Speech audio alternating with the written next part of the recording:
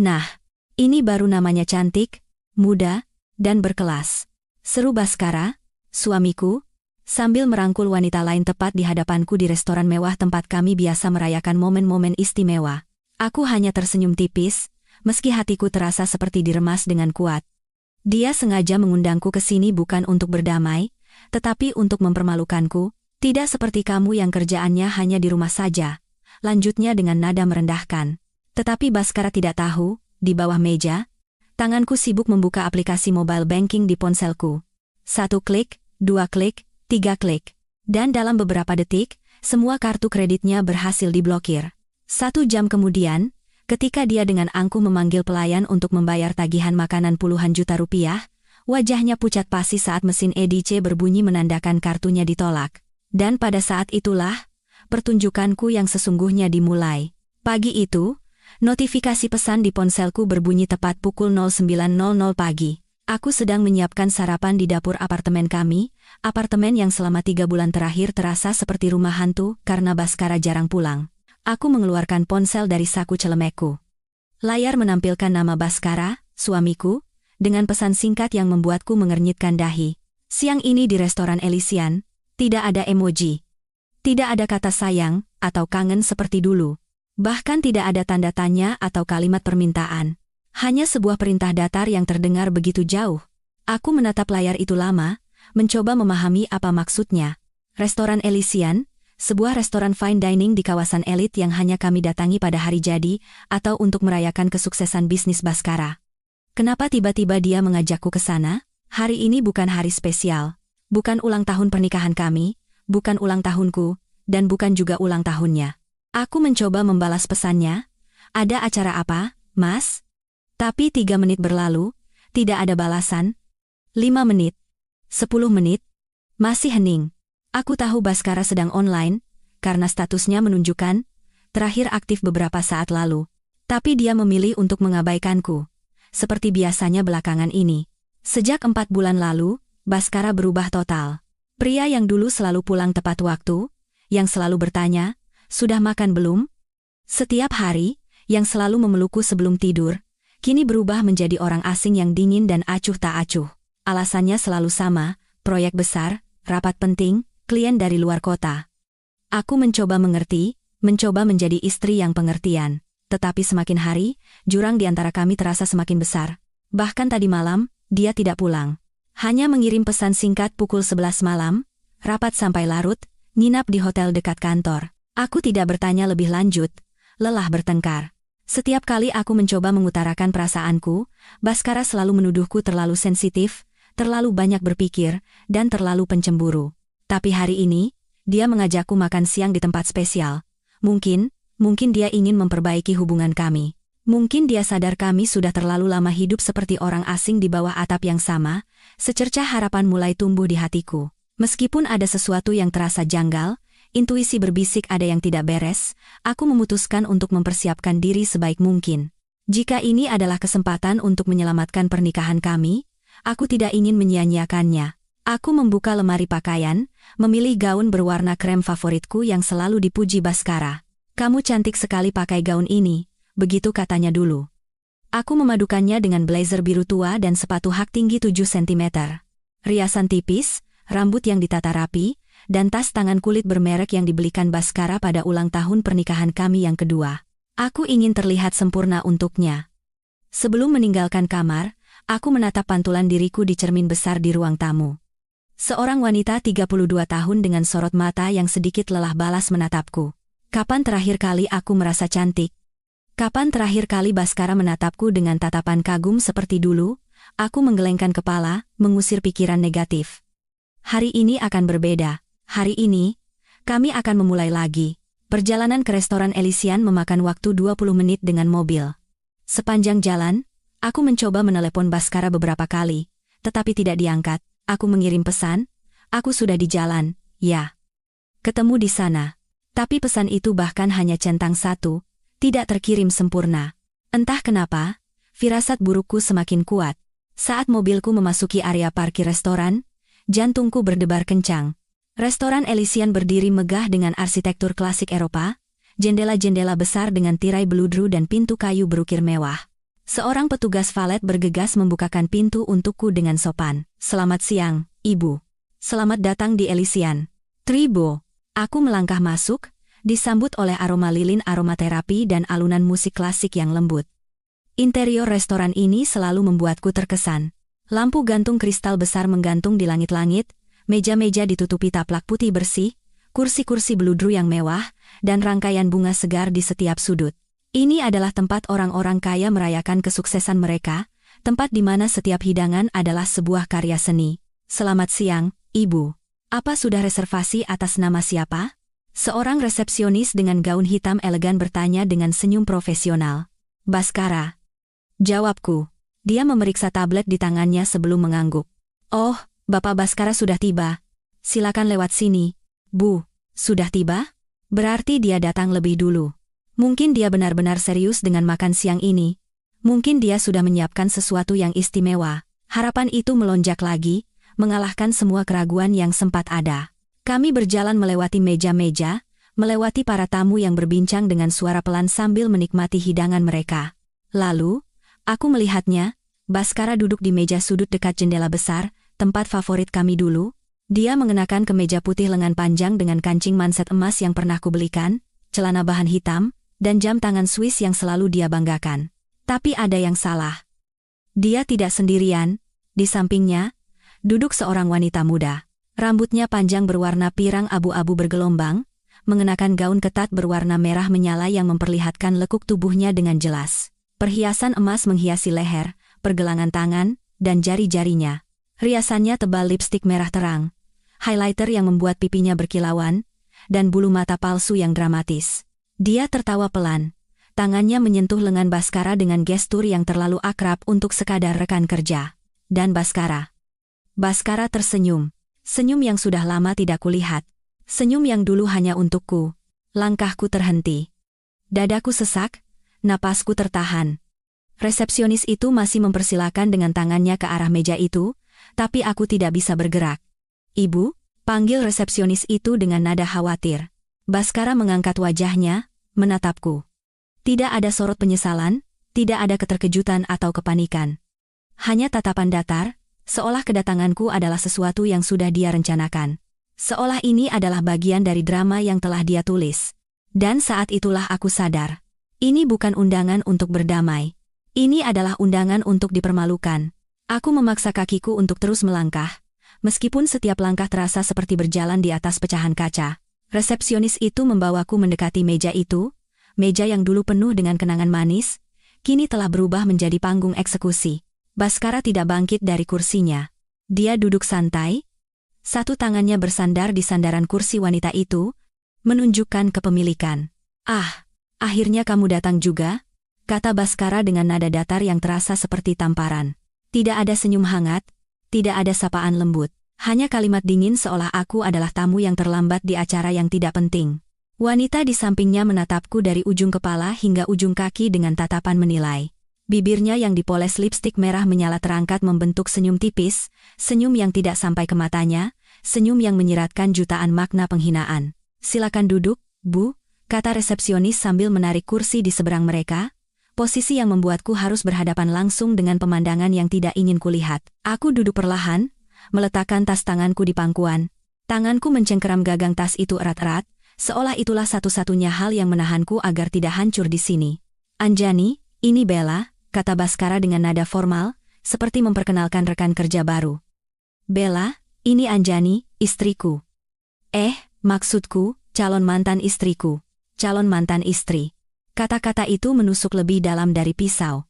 Aku menatap Baskara, mencoba mencari tanda bahwa ini semua hanya mimpi buruk, bahwa pria di hadapanku bukanlah Baskara yang pernah bersumpah janji di hadapan keluarga kami, yang pernah menangis bahagia saat aku menerima lamarannya, yang pernah berkata aku adalah satu-satunya wanita yang dia cintai. Tapi mata yang balas menatapku adalah mata orang asing, dingin, hampa, tanpa penyesalan.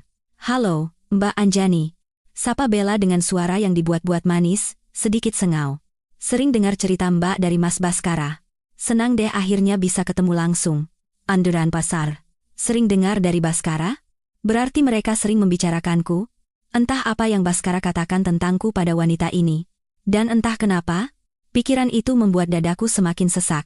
Senang juga bertemu denganmu, jawabku datar, suara nyaris tak keluar dari tenggorokan. Aku tidak tahu harus berkata apa lagi. Otakku terasa beku, mencoba memproses situasi absurd ini, tetapi gagal. Baskara mengambil menu yang terbuka di meja, tidak memberiku waktu untuk mencerna keterkejutan yang baru saja ku dapat. Kita pesan makanan dulu saja. Bella mau makan apa? Pesan saja sepuasnya. Hari ini aku yang traktir. Bella tertawa kecil, tangannya menyentuh lengan Baskara dengan manja. Wah, Mas Baskara baik banget, deh. Aku mau lobster thermidor sama truffle pasta, ya? Oh, dan wine terbaik di sini apa, ya? Chateau Margaux Vintage 2015. Harganya lumayan, tapi sangat sepadan. Kita ambil satu botol ya, untuk kita berdua, jawab Baskara dengan nada ceria yang sudah lama tidak dia gunakan padaku. Untuk kita berdua, bukan bertiga.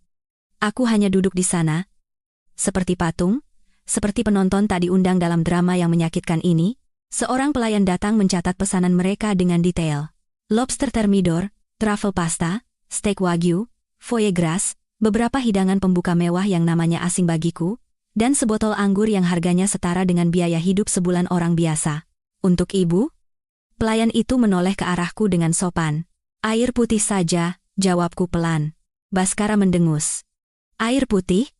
Anjani? Ini restoran bintang 5, bukan warteg. Pesanlah sesuatu yang layak. Jangan membuat malu, membuat malu. Dia bilang aku membuat malu.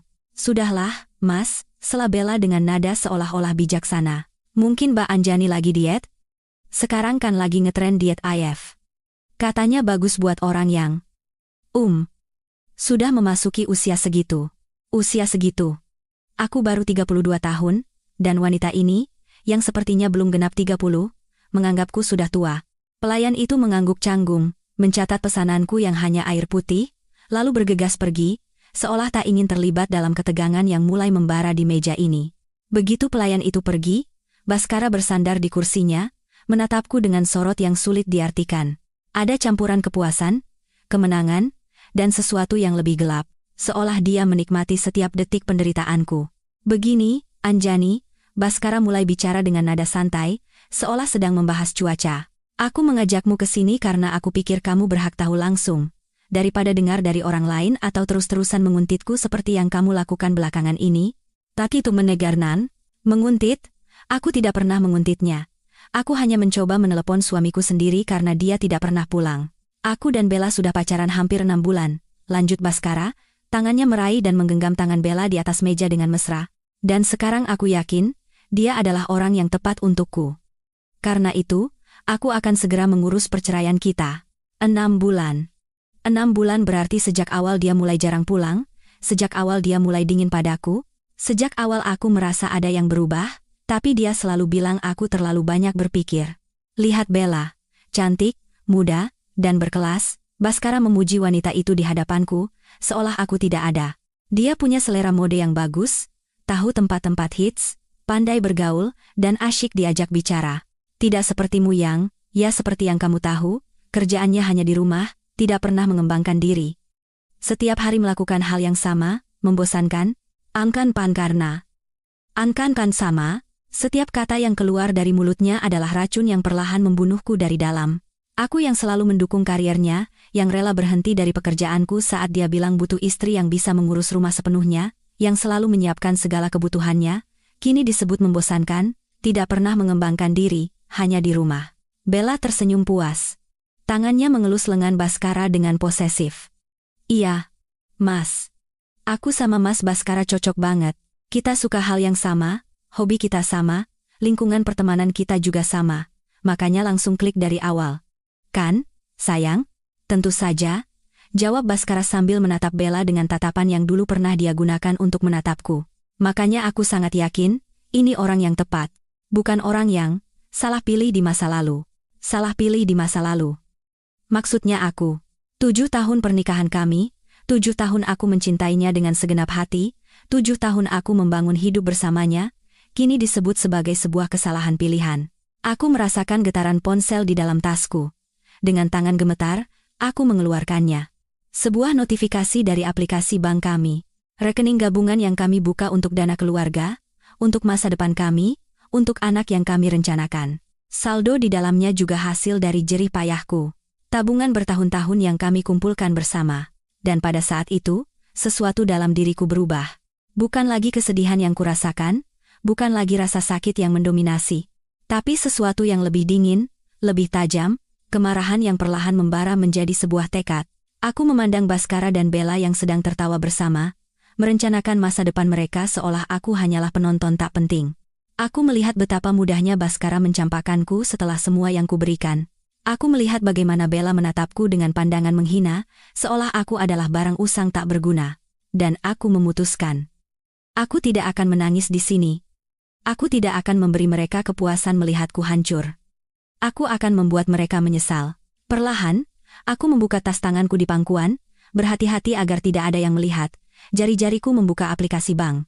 Layar menampilkan dashboard dengan rekening gabungan kami yang saldonya cukup untuk membuat siapapun tersenyum hasil dari investasi, bonus Baskara, dan uang dari pekerjaanku sebelum berhenti.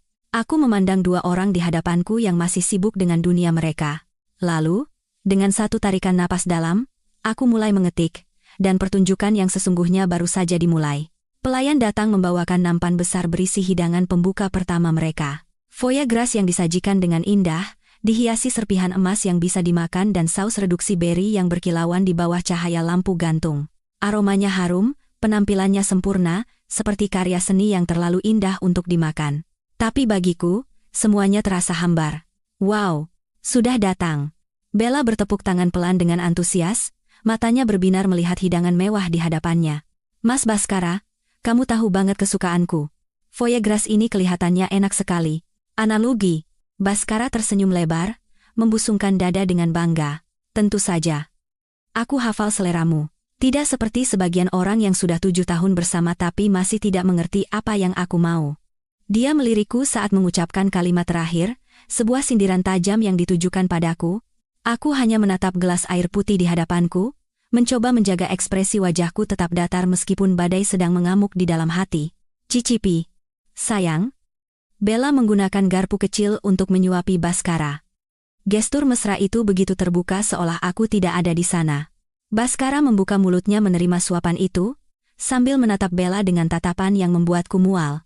Enak sekali, puji Baskara setelah menelannya. Nah, lihat. Ini baru namanya wanita yang perhatian, menyuapi, merawat. Bukan hanya menunggu dilayani, aku semakin erat menggenggam ponsel di pangkuanku. Aplikasi bank masih terbuka, menampilkan daftar rekening dan kartu kredit yang terhubung dengan akun utama Baskara. Semuanya atas namanya, tapi aku punya akses penuh sebagai pemilik rekening bersama. Hak yang dia berikan sendiri bertahun-tahun lalu, saat kami masih bahagia, saat dia masih mempercayaiku sepenuhnya. Mbak Anjani. Bella tiba-tiba mengalihkan perhatiannya padaku. Suaranya dibuat ramah, tapi matanya menyiratkan senyum mengejek. Aku penasaran. Selama ini di rumah, Mbak ngapain aja, ya? Maksudku, Mas Baskara kerja dari pagi sampai malam, pasti capek banget. Terus pas pulang, enggak ada yang ngertiin dia. Jadi sekarang aku yang salah. Aku yang menjaga rumah tetap bersih setiap hari, menyiapkan makanan, mengurus semua kebutuhan Baskara. Sekarang disebut tidak mengerti dia. Bella, jangan begitu, kata Baskara dengan nada seolah membela, tapi aku tahu itu hanya sandiwara. Anjani sudah berusaha, kok, tapi usahanya tidak cukup untukku. Aku butuh lebih dari sekadar istri ibu rumah tangga yang cuma bisa masak dan bersih-bersih. Oh, begitu. Bella mengangguk seolah sangat paham. Pantas saja Mas Baskara suka stres. Soalnya di rumah enggak ada yang bisa diajak ngobrol tentang hal-hal yang lebih berbobot, ya. Makanya dia nyaman sama aku, karena aku bisa ngobrol apa saja sama dia. Soal bisnis, investasi, liburan, semua yang lebih dewasa dan berkelas. Berkelas. Kata itu keluar lagi dari mulutnya. Wanita yang duduk di sana dengan gaun merah yang terlalu ketat, perhiasan yang terlalu banyak, dan riasan yang terlalu menor, berbicara tentang kelas kepadaku. Pelayan kembali datang, kali ini dengan hidangan utama mereka. Lobster thermidor dengan saus yang masih panas, truffle pasta yang ditaburi keju parmesan berkualitas, dan steak wagyu yang dipotong sempurna dengan tingkat kematangan medium rare. Setiap hidangan disajikan dengan elegan, dihiasi microgreens dan saus yang dilukis artistik. Semua ini hanya untuk kalian berdua? Akhirnya aku angkat bicara, tak tahan lagi. Baskara menatapku heran. Kenapa? Kamu mau? Oh, maaf. Katanya tadi cuma mau air putih. Lagi pula, ini uangku. Aku mau traktir siapapun. Itu urusanku. Oh, maaf. Dia bilang itu uangnya. Padahal separuh dari uang di rekening gabungan itu adalah hasil kerjaku sebelum berhenti. Separuh dari investasi yang kami bangun juga berasal dari ide dan kontribusiku. Tapi sekarang, semuanya diklaim sebagai miliknya sendiri. Benar juga, Mas, tambah Bella sambil memotong lobsternya dengan anggun. Lagi pula, Mbak Anjani kan mungkin lagi menjaga bentuk badan. Kalau sudah usia segini, kan harus ekstra perhatian sama penampilan. Apalagi kalau sudah mulai kendur di sana-sini. Dia tidak menyelesaikan kalimatnya, tapi maknanya sangat jelas. Sebuah penghinaan yang dibungkus dengan kata-kata yang terdengar seperti kepedulian. Taktik klasik para perebut. Bella, kamu ini cerdas sekali, ya? Baskara tertawa kecil. Bicaranya diplomatis tapi tepat sasaran. Ini baru namanya wanita pintar. Tidak seperti yang hanya bisa dia merajuk kalau ada masalah. Keduanya tertawa. Tawa yang membuat tamu di meja sebelah menoleh. Aku bisa merasakan tatapan penasaran mereka dan bisikan-bisikan yang mulai terdengar. Tapi Baskara dan Bella tidak peduli, atau mungkin mereka justru suka menjadi pusat perhatian. Di bawah meja, jariku mulai bergerak. Aku membuka menu transfer di aplikasi bank. Memasukkan nomor rekening pribadiku yang tidak diketahui Baskara. Rekening yang diam-diam kubuka 3 bulan lalu saat mulai merasa pernikahan kami bermasalah. Total saldo di rekening gabungan, 2,5 miliar rupiah, angka yang tidak sedikit. Hasil kerja keras bertahun-tahun, berbagai bonus Baskara, dan uang dari penjualan mobil lamaku.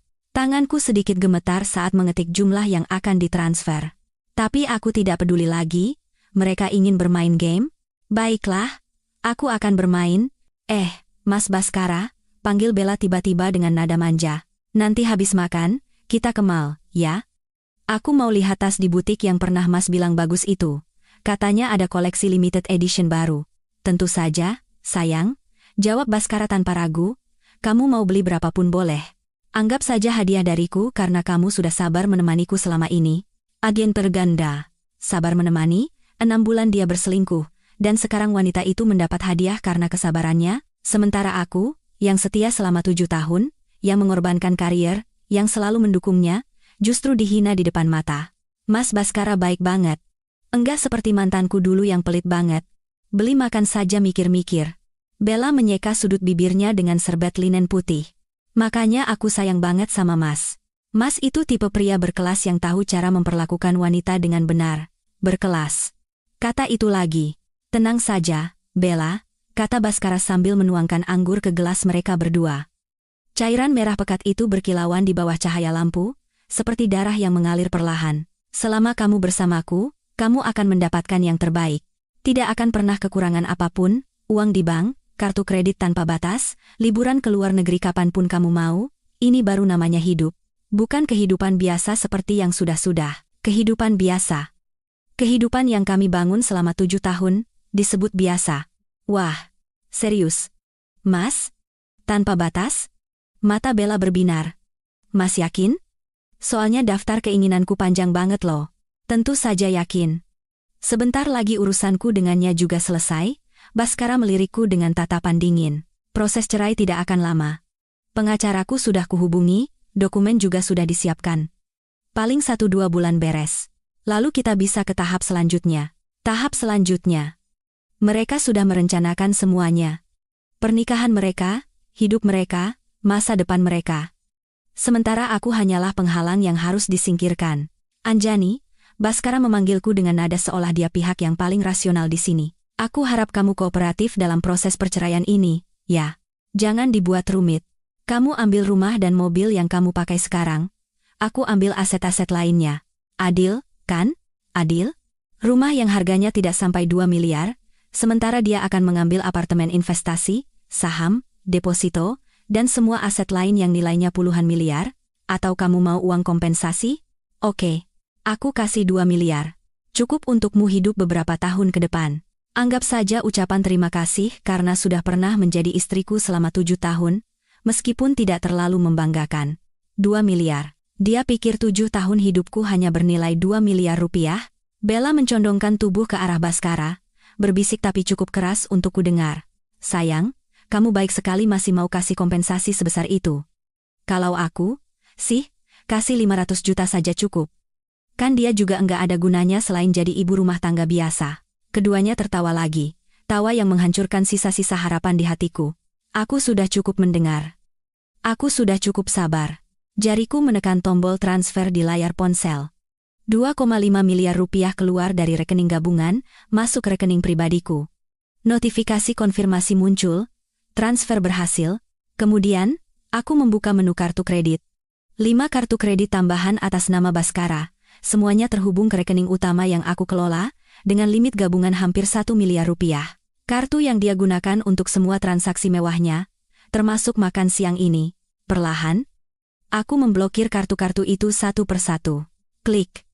Kartu berakhiran 4521 berhasil diblokir. Klik. Kartu berakhiran 7834 berhasil diblokir. Klik. Kartu berakhiran 2156 berhasil diblokir. Klik. Kartu berakhiran 9807 berhasil diblokir. Klik. Kartu berakhiran 3342 berhasil diblokir. Selesai. Aku mengangkat wajah, menatap pasangan di hadapanku yang masih menikmati makanan mereka, merencanakan kehidupan mewah mereka, dan menertawakanku. Lalu aku tersenyum, senyum tipis yang tulus untuk pertama kalinya sejak aku duduk di sini. Selamat, ya? Kataku dengan suara tenang. Selamat untuk kalian berdua. Semoga bahagia. Aku bangkit dari kursi, mengambil tas tanganku dengan anggun, memastikan setiap gerakanku terlihat tenang dan berkelas, jauh lebih berkelas daripada wanita bergaun merah menyala yang duduk di seberangku. Mau kemana? Tanya Baskara dengan nada acuh, bahkan tidak mengangkat wajah dari piringnya. Pulang, jawabku singkat. Selamat menikmati makan siangnya, ya. Oh, sepertinya pesanan kalian belum lengkap. Tadi pelayan bilang masih ada hidangan penutup dan sebotol wine lagi. Pesan saja semua yang kalian mau, hari ini kan hari yang spesial? Bella menatapku bingung. Kenapa tiba-tiba aku bersikap baik? Aku hanya tersenyum lagi, lalu berbalik dan berjalan pergi. Dengan kepala tegak, punggung lurus, dan hati yang terasa sedikit lebih ringan untuk pertama kalinya dalam beberapa bulan terakhir. Karena aku tahu, 1 jam dari sekarang, pertunjukan yang sesungguhnya akan dimulai. Dan aku tidak sabar melihat wajah mereka saat dunia mereka akan runtuh. Aku berjalan melewati meja-meja dengan langkah tenang, meskipun jantungku berdebar kencang di dalam dada. Setiap langkah menjauh dari meja itu terasa seperti sebuah pembebasan, seperti melepaskan beban berat yang menindih pundakku selama ini. Beberapa tamu melirik ke arahku, mungkin menyadari ada sesuatu yang tidak beres terjadi di meja sudut itu. Tapi aku tidak peduli. Aku terus berjalan dengan kepala tegak. Resepsionis yang mengantarku tadi berdiri di dekat pintu masuk. Wajahnya menunjukkan kekhawatiran saat melihatku. Ibu, ada yang bisa saya bantu? Tanyanya dengan hati-hati. Tidak apa-apa, terima kasih, jawabku sambil tersenyum tipis. Semuanya baik-baik saja. Aku hanya butuh udara segar sebentar. Annie. Annimu. Dia mengangguk, meskipun masih terlihat ragu. Aku melangkah keluar dari restoran, disambut angin sore yang sejuk. Petugas valet bergegas menawarkan untuk mengambilkan mobilku, tapi aku menggeleng pelan. Sebentar lagi, Pak. Saya tunggu di sini dulu. Aku berjalan ke area taman kecil di samping gedung restoran, sudut tenang dengan bangku kayu dan tanaman hias yang tertata apik. Tempat yang sempurna untuk menenangkan diri dan menyelesaikan apa yang baru saja kumulai. Setelah duduk di bangku, aku mengeluarkan ponsel dari tas. Layar masih menampilkan aplikasi bank dengan notifikasi transfer berhasil yang membuatku lega. Puas. Atau mungkin campuran perasaan yang sulit dijelaskan. Tapi aku belum selesai. Aku membuka menu rekening lagi, memeriksa setiap detail dengan teliti. Rekening gabungan yang tadinya berisi 2,5 miliar rupiah, kini menunjukkan sisa saldo hanya 473.280 rupiah, sisa-sisa uang dari biaya administrasi dan transaksi kecil yang terlupakan. Sisanya telah pindah dengan aman ke rekening pribadiku. Kemudian, aku membuka riwayat kartu kredit. Kelima kartu yang tadinya aktif kini semuanya berstatus diblokir sementara oleh pemegang rekening utama. Kartu yang digunakan Baskara untuk seluruh gaya hidup mewahnya. Kartu yang dia pakai untuk membelikan Bella barang-barang di toko mahal, menginap di hotel bintang 5 saat dia mengaku rapat hingga larut. Semuanya tidak bisa digunakan lagi. Tapi masih ada satu hal lagi yang harus kulakukan. Aku membuka menu deposito dan investasi. Ada 3 rekening deposito berjangka dengan total nilai hampir 5 miliar rupiah. Deposito yang kami buat bersama untuk masa depan kami, begitu katanya dulu, dan ada juga akun investasi saham yang nilainya fluktuatif, tapi rata-rata sekitar 3,5 miliar rupiah. Sebagai pemilik rekening bersama, aku punya hak untuk melakukan penarikan darurat, fitur yang kami aktifkan bertahun-tahun lalu untuk berjaga-jaga jika ada kebutuhan mendesak. Menurutku, inilah kebutuhan yang paling mendesak. Aku memulai proses pencairan deposito pertama. Sistem meminta konfirmasi dengan mengirimkan kode OTP ke nomor ponselku, nomor yang terdaftar sebagai kontak utama. Kode masuk, aku memasukkannya, dan proses pun dimulai. Permintaan pencairan deposito sedang diproses. Dana diperkirakan masuk dalam 1 kali 24 jam. Sempurna. Aku melanjutkannya dengan rekening kedua dan ketiga. Prosesnya sama. Dalam beberapa menit, seluruh dana deposito kami masuk dalam antrean pencairan. Baskara tidak akan tahu sampai dia memeriksanya sendiri, dan saat itu, semuanya sudah terlambat. Untuk akun investasi saham, aku tidak bisa menarik semua dananya secara instan karena aturan periode kepemilikan. Tapi aku bisa melakukan sesuatu yang lebih strategis. Aku mengubah profil investasi dari agresif menjadi sangat konservatif, memindahkan semua posisi dari saham-saham bertumbuh tinggi ke reksadana pasar uang dengan imbal hasil paling minim. Bukan untuk merugi, tapi untuk memastikan Baskara tidak bisa dengan mudah meraup keuntungan maksimal dari investasi ini. Selesai. Aku bersandar di bangku, merasakan panas ponsel di tanganku akibat penggunaan terus-menerus. Dadaku masih sesak, tapi kini ada sesuatu yang berbeda. Sesuatu yang terasa seperti kekuatan. Selama 7 tahun terakhir, aku selalu mengalah, selalu pengertian, selalu menjadi pihak yang lebih dewasa dalam setiap konflik. Dan apa yang kudapat? Penghinaan, pengkhianatan, perlakuan seolah aku tidak berharga. Tidak lagi. Ponselku bergetar. Notifikasi email dari bank. Konfirmasi atas semua transaksi yang baru saja kulakukan. Aku membacanya lagi untuk memastikan semuanya tercatat dengan benar. Transfer 2.500.000 rupiah. Mama, ke rekening Anjani Prameswari berhasil. Blokir kartu kredit akhiran 4.521 berhasil. Blokir kartu kredit akhiran 7834 berhasil. Blokir kartu kredit akhiran 2156 berhasil. Blokir kartu kredit akhiran 1907 berhasil. Blokir kartu kredit akhiran 3342 berhasil. Permintaan pencairan deposito 1 sedang diproses. Permintaan pencairan deposito 2 sedang diproses. Permintaan pencairan deposito 3 sedang diproses. Perubahan profil investasi berhasil. Sempurna. Aku menatap gedung restoran di kejauhan. Dari sini aku bisa melihat jendela-jendela besar area makan, melihat siluet orang-orang yang menikmati makan siang mereka. Di suatu tempat di dalam sana, Baskara dan Bella masih sibuk dengan dunia mereka, masih tertawa, masih merencanakan masa depan dengan uang yang kini sudah tidak ada lagi. Aku membayangkan apa yang akan terjadi selanjutnya. Mungkin sekitar 1 jam lagi, atau lebih cepat jika mereka memesan lebih banyak. Mereka akan selesai makan, puas dengan hidangan mewah dan anggur mahal.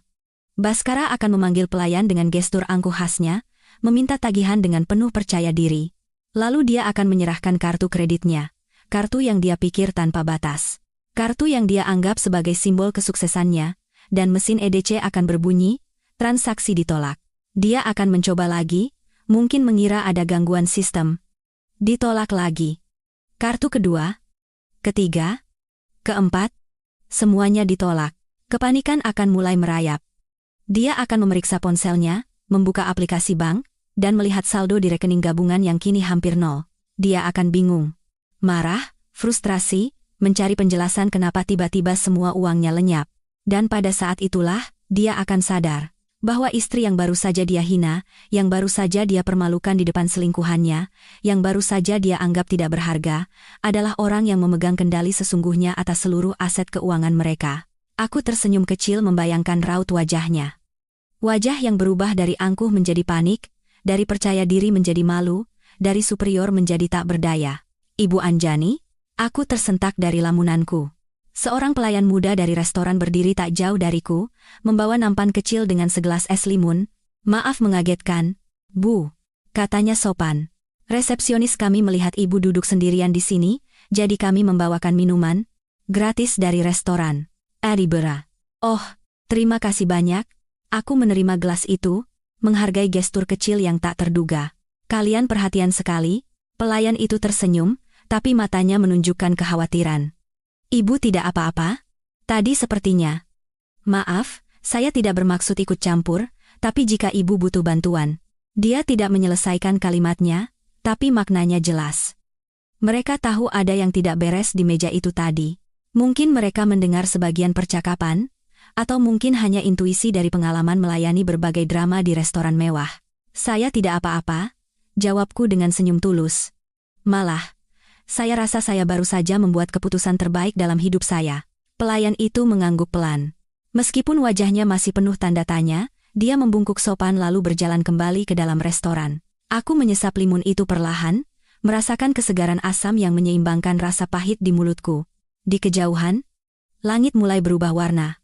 Senja mulai merayap, menciptakan gradasi jingga keemasan yang indah.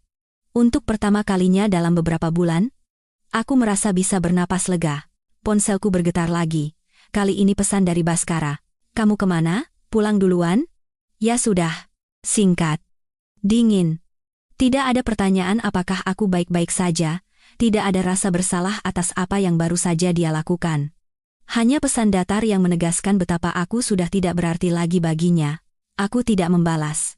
Kubiarkan dia menikmati sisa waktu berharganya bersama Bella.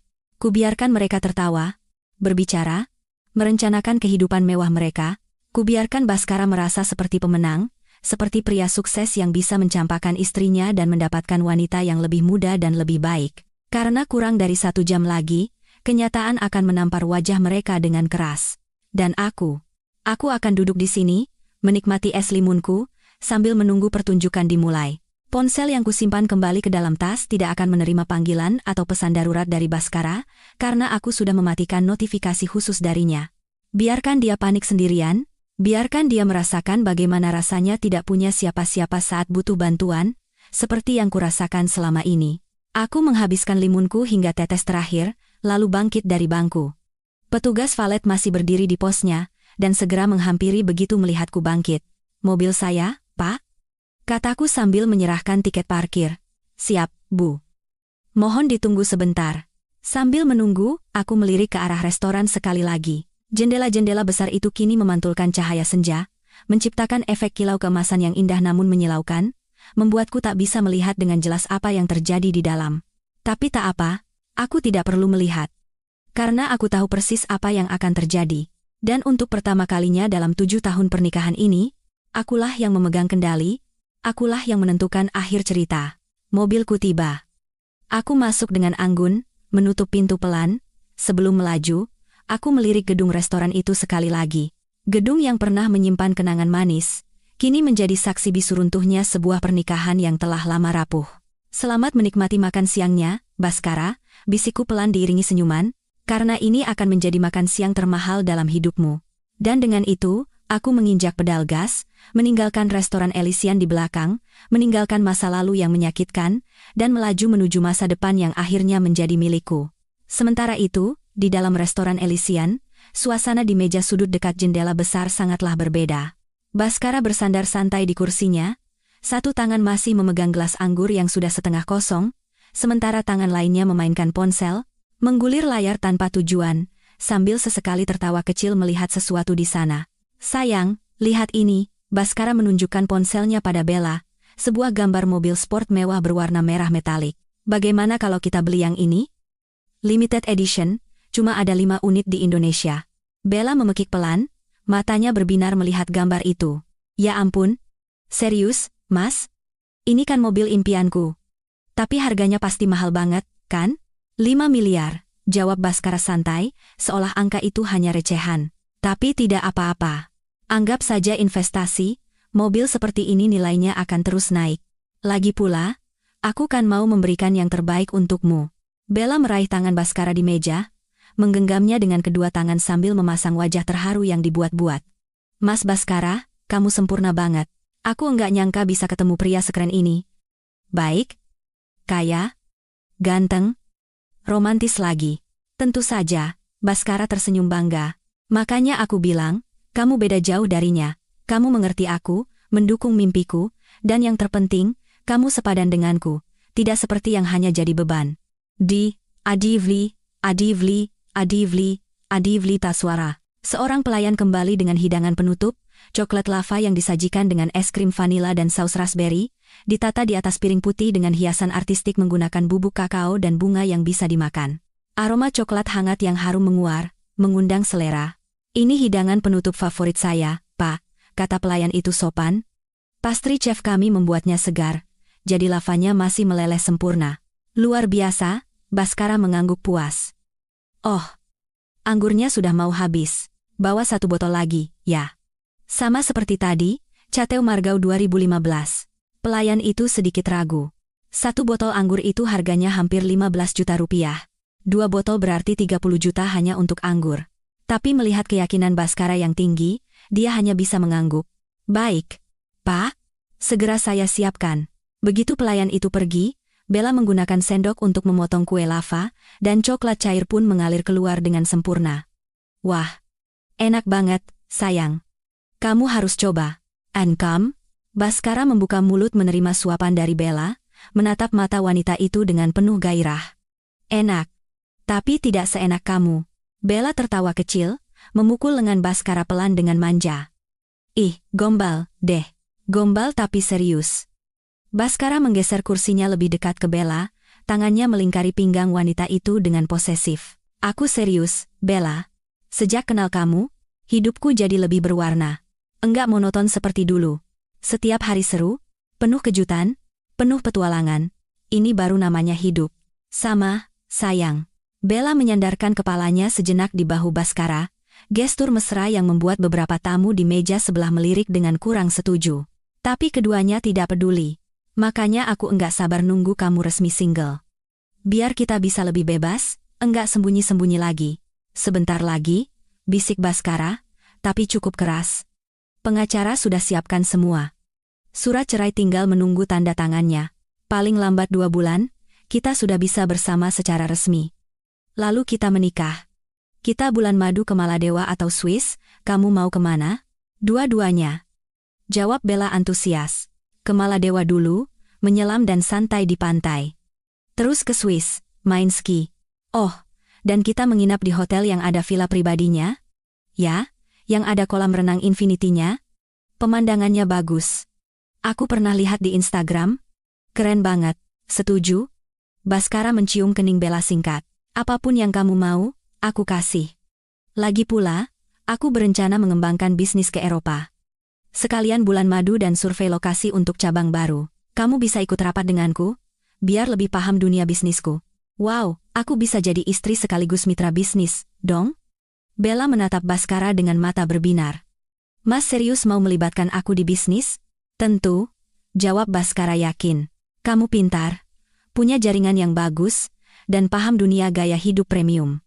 Semua itu berharga untuk bisnisku, beda dengan yang cuma paham soal dapur dan setrika." Keduanya tertawa bersama.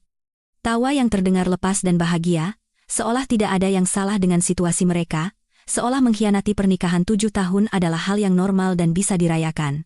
Pelayan kembali dengan botol anggur kedua, membukanya secara profesional dan menuangkan sedikit ke gelas Baskara untuk dicicipi.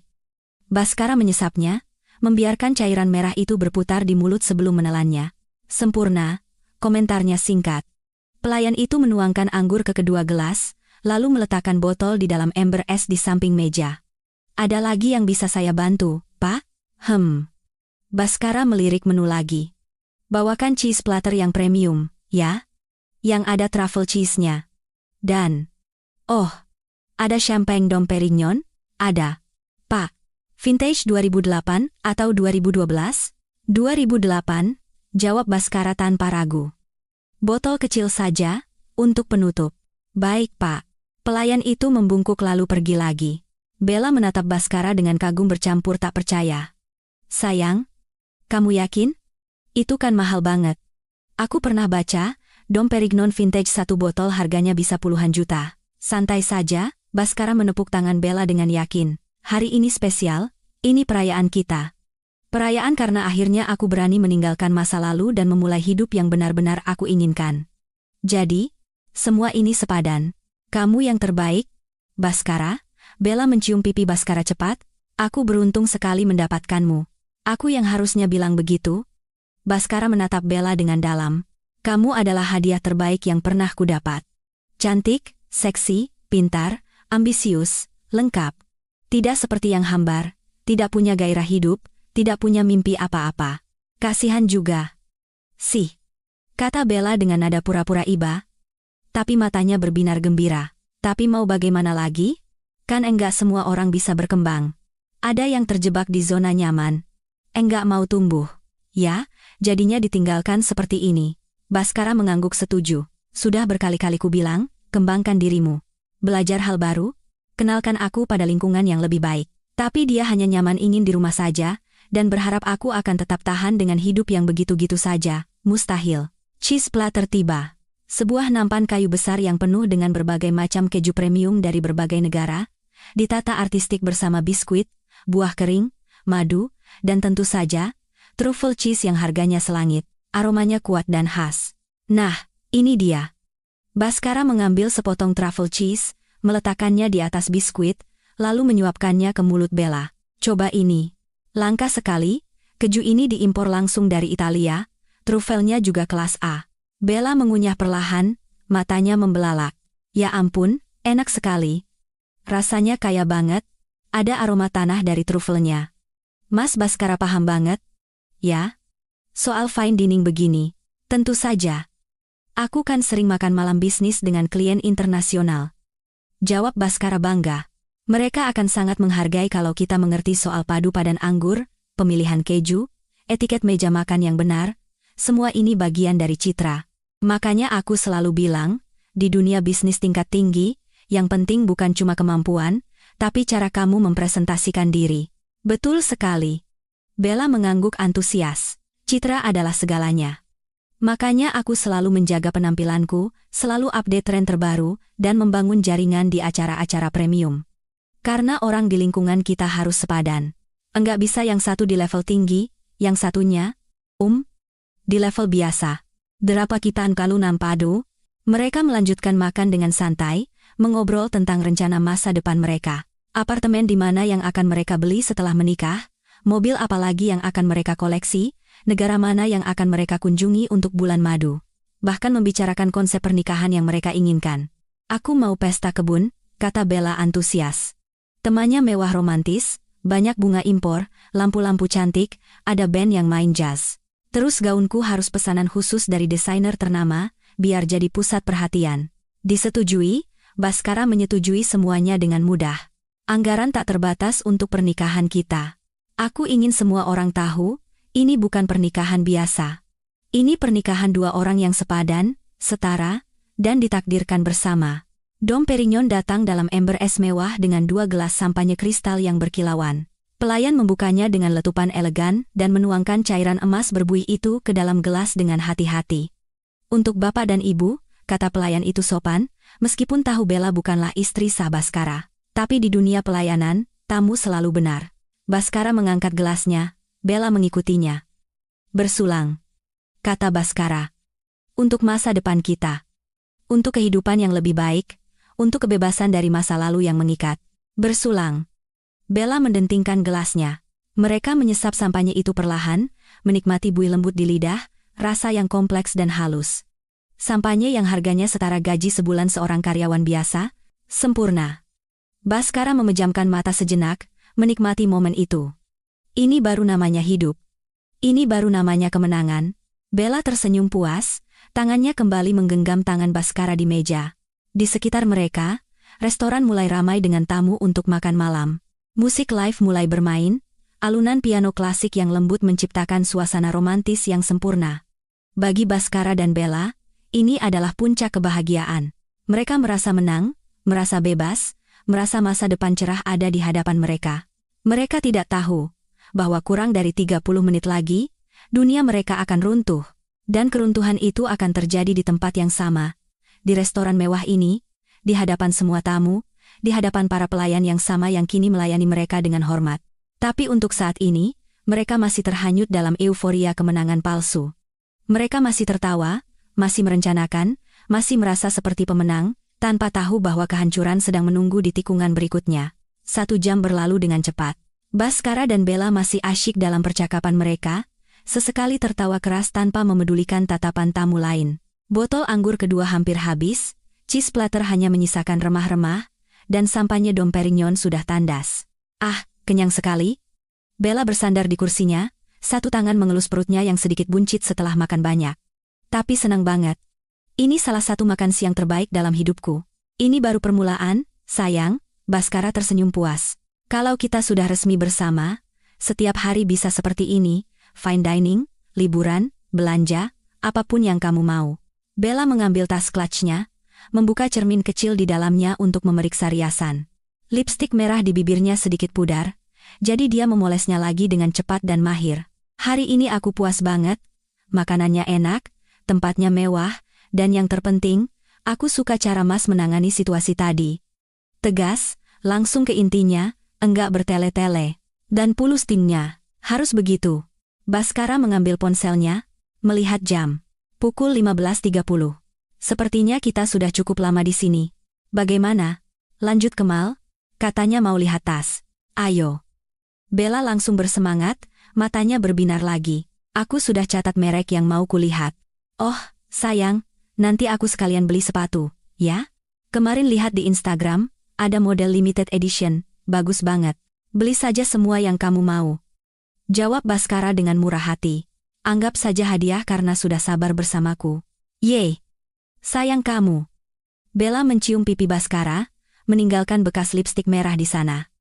Baskara tertawa, lalu mengusap bekas itu dengan punggung tangannya. Kemudian dia mengangkat tangan, memberi isyarat kepada pelayan. Permisi, minta tagihannya. Seorang pelayan muda menghampiri dengan sopan. Baik, Pak. Mohon ditunggu sebentar. Kalam Karnam.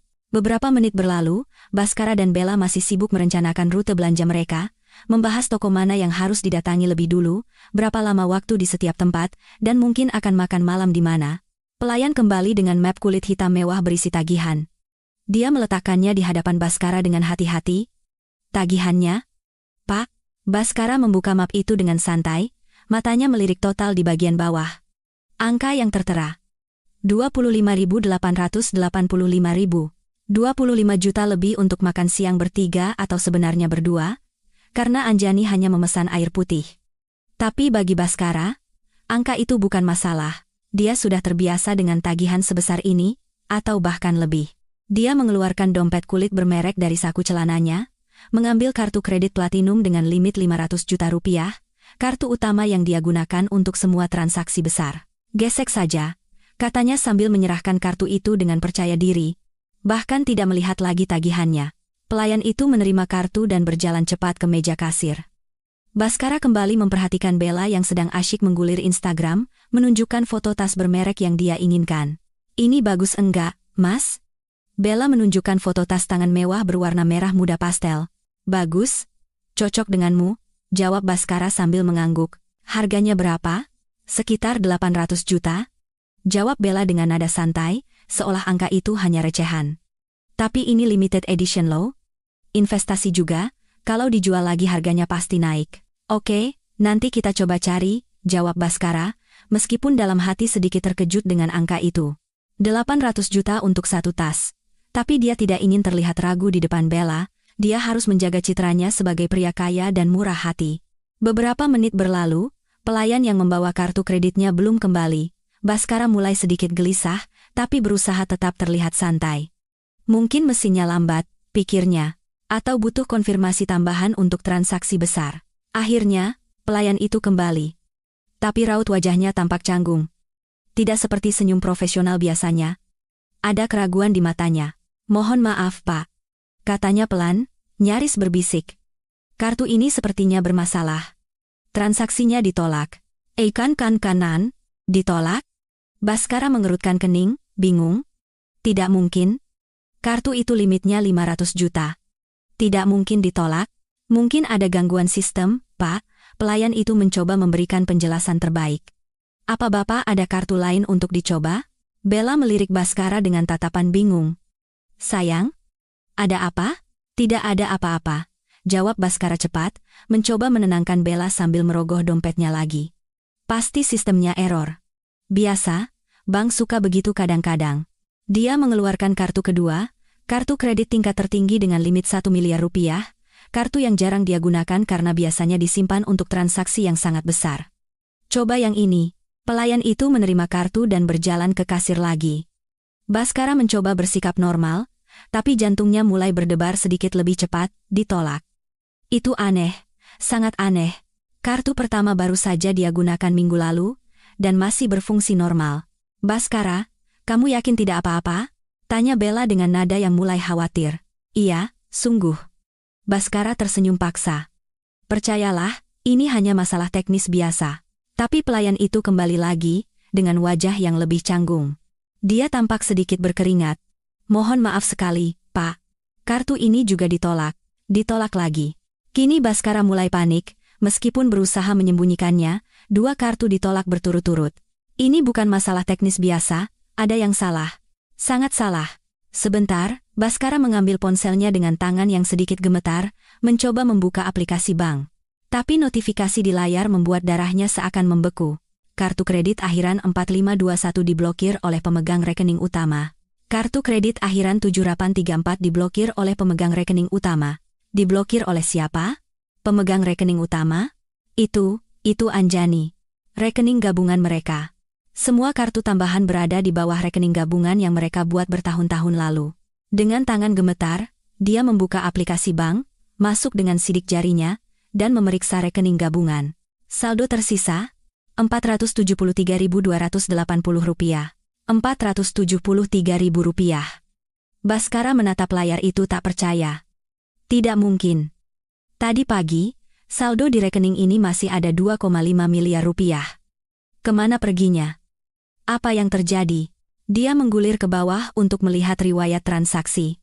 Dan di sana, tertulis dengan jelas, transfer ke rekening Anjani Prameswari, 2.500.000 pukul 13,47. Anjani mengambil semua uangnya. Anjani memblokir semua kartunya. Anjani melakukan semua ini saat dia sedang menghinanya di restoran ini. Bapak? Panggil pelayan itu lagi, suaranya lebih tegas. Apa ada kartu lain? Atau ingin membayar dengan tunai? Tunai? Baskara tidak pernah membawa uang tunai sebanyak itu. Siapa yang membawa uang tunai 25 juta di dompet? Bella mulai sadar ada yang sangat tidak beres. Baskara, kenapa wajahmu pucat begitu? Apa yang sebenarnya terjadi? Bella, tunggu sebentar, bisik Baskara dengan suara tegang. Dia kembali memeriksa ponselnya, mencoba melihat kartu ketiga, keempat, semuanya menunjukkan status yang sama, diblokir. Pelayan itu masih berdiri di sana, menunggu dengan sabar, tapi raut wajahnya mulai menunjukkan kekhawatiran. Tamu di meja sebelah mulai melirik ke arah mereka, menyadari ada yang tidak normal. Bapak, mohon maaf, kata pelayan itu lagi, kali ini dengan nada yang lebih tegas. Apa bisa diselesaikan pembayarannya? Saya harus melapor ke manajer jika ada masalah. Tunggu sebentar. Baskara mengangkat tangan, meminta waktu. Dia mencoba menelepon Anjani, nomor yang selama ini dia abaikan. Tapi teleponnya tidak tersambung. Panggilan pertama, kedua, ketiga, semuanya masuk ke layanan pesan suara. Angkat, Anjani. Angkat, dia nyaris berteriak dalam hati. Kini Bella tampak sangat gelisah. Baskara. Serius. Kamu membuatku khawatir. Ada masalah apa sebenarnya? Dia, gumam Baskara, tak percaya dengan apa yang terjadi. Dia mengambil semua uangnya. Dia memblokir semua kartuku. Apa? Bella nyaris menjerit, tapi berhasil menahannya. Maksudmu apa dia mengambil uang? Uang siapa? Rekening gabungan? Jawab Baskara dengan suara serak. Dia mentransfer seluruh saldonya ke rekeningnya. 2,5 miliar. Semuanya. Ejet Tari. Bella menatap Baskara dengan mata terbelalak, kaget bercampur marah. 2,5 miliar? Dan kamu bilang dia hanya ibu rumah tangga biasa yang tidak penting? Kamu bilang dia tidak punya apa-apa? Kini beberapa tamu menatap ke arah mereka dengan jelas. Bisikan-bisikan mulai terdengar. Suasana yang tadinya romantis dan menyenangkan kini berubah menjadi mimpi buruk, dan pelayan itu masih berdiri di sana, menunggu pembayaran untuk tagihan senilai Rp25.885.000. Tagihan yang kini Baskara tidak tahu bagaimana cara membayarnya. Bapak, kata pelayan itu lagi, kali ini dengan nada yang sangat formal dan dingin. Saya terpaksa harus memanggil manajer kami. Mohon ditunggu sebentar. Dan dengan itu, dia berbalik dan berjalan cepat ke area kasir. Baskara duduk membeku di kursinya, wajahnya pucat pasi, keringat dingin mulai muncul di keningnya. Semua kepercayaan diri yang begitu tinggi tadi, kini hancur berkeping-keping. Dan yang lebih buruk, ini baru permulaan dari kehancuran yang sesungguhnya. Beberapa menit yang terasa seperti berjam-jam berlalu. Baskara duduk kaku, ponsel masih tergenggam erat di tangannya yang basah oleh keringat. Dia mencoba menelepon Anjani lagi, masih tidak tersambung. Dia mencoba mengirim pesan dengan huruf kapital semua. Anjani angkat teleponnya, ini penting. Tapi pesan itu hanya terkirim, terbaca, dan diabaikan. Bella menatap Baskara dengan sorot mata yang mulai berubah. Bukan lagi tatapan kagum atau cinta, tapi sesuatu yang mirip kekecewaan, atau bahkan jijik. Maksudnya, sekarang kamu tidak punya uang sama sekali? Tanya Bella dengan suara pelan tapi menusuk. Maksudnya semua uangmu ada di rekening itu? Satu-satunya rekening? Bukan begitu, Baskara mencoba menjelaskan sambil mengusap wajahnya dengan frustrasi. Aku punya aset lain. Apartemen, saham, deposito. Tapi itu semua tidak cair sekarang. Butuh waktu. Eiji Brora. Tapi sekarang, kamu tidak bisa membayar tagihan ini. Bella menunjuk map tagihan yang masih terbuka di meja. Baskara tidak menjawab. Jawabannya sudah sangat jelas. Langkah kaki mendekat. Seorang pria berusia sekitar 40 tahun dengan setelan hitam rapi dan tanda nama bertuliskan Rama, manajer mendekati meja mereka. Wajahnya profesional tapi tegas. Senyumnya sopan tapi tidak ramah. Selamat sore, Pak Baskara, sapa Rama dengan nada formal. Saya Rama, manajer restoran. Saya dengar ada sedikit masalah dengan pembayaran. Baskara mencoba menegakkan tubuh, mencoba mengumpulkan kembali harga dirinya. Iya. Sepertinya ada masalah teknis dengan kartu kredit saya. Sistem bank sepertinya sedang error. Saya mengerti, Pak Baskara. Rama mengangguk dengan tenang. Hal seperti ini bisa terjadi sesekali. Apakah Bapak ada metode pembayaran lain? Kartu debit, transfer bank, atau tunai? Kartu debit juga sepertinya tidak bisa, jawab Baskara dengan suara yang mulai melemah. Akun utama saya sedang bermasalah, tapi saya bisa transfer nanti kalau masalah ini sudah teratasi. Atau saya bisa, mohon maaf, Pak, sela Rama dengan sopan tapi tegas. Kebijakan restoran kami adalah pembayaran harus dilakukan segera setelah makan. Kami tidak bisa memberikan pembayaran tertunda atau utang. Antak Anasia. Tamu di meja sebelah kini tidak lagi pura-pura tidak peduli. Mereka menatap meja ini dengan jelas, bisik-bisik semakin keras. Itu loh, meja yang tadi pesan yang mahal-mahal. Wah, ternyata enggak bisa bayar. Kasian juga, ya. Di depan pacarnya lagi, Bella mendengar bisikan-bisikan itu. Wajahnya memerah padam, entah karena malu atau marah. Baskara. Bisiknya dengan nada mendesak. Kamu harus cari cara sekarang. Aku tidak mau dipermalukan di sini. Aku sedang berusaha.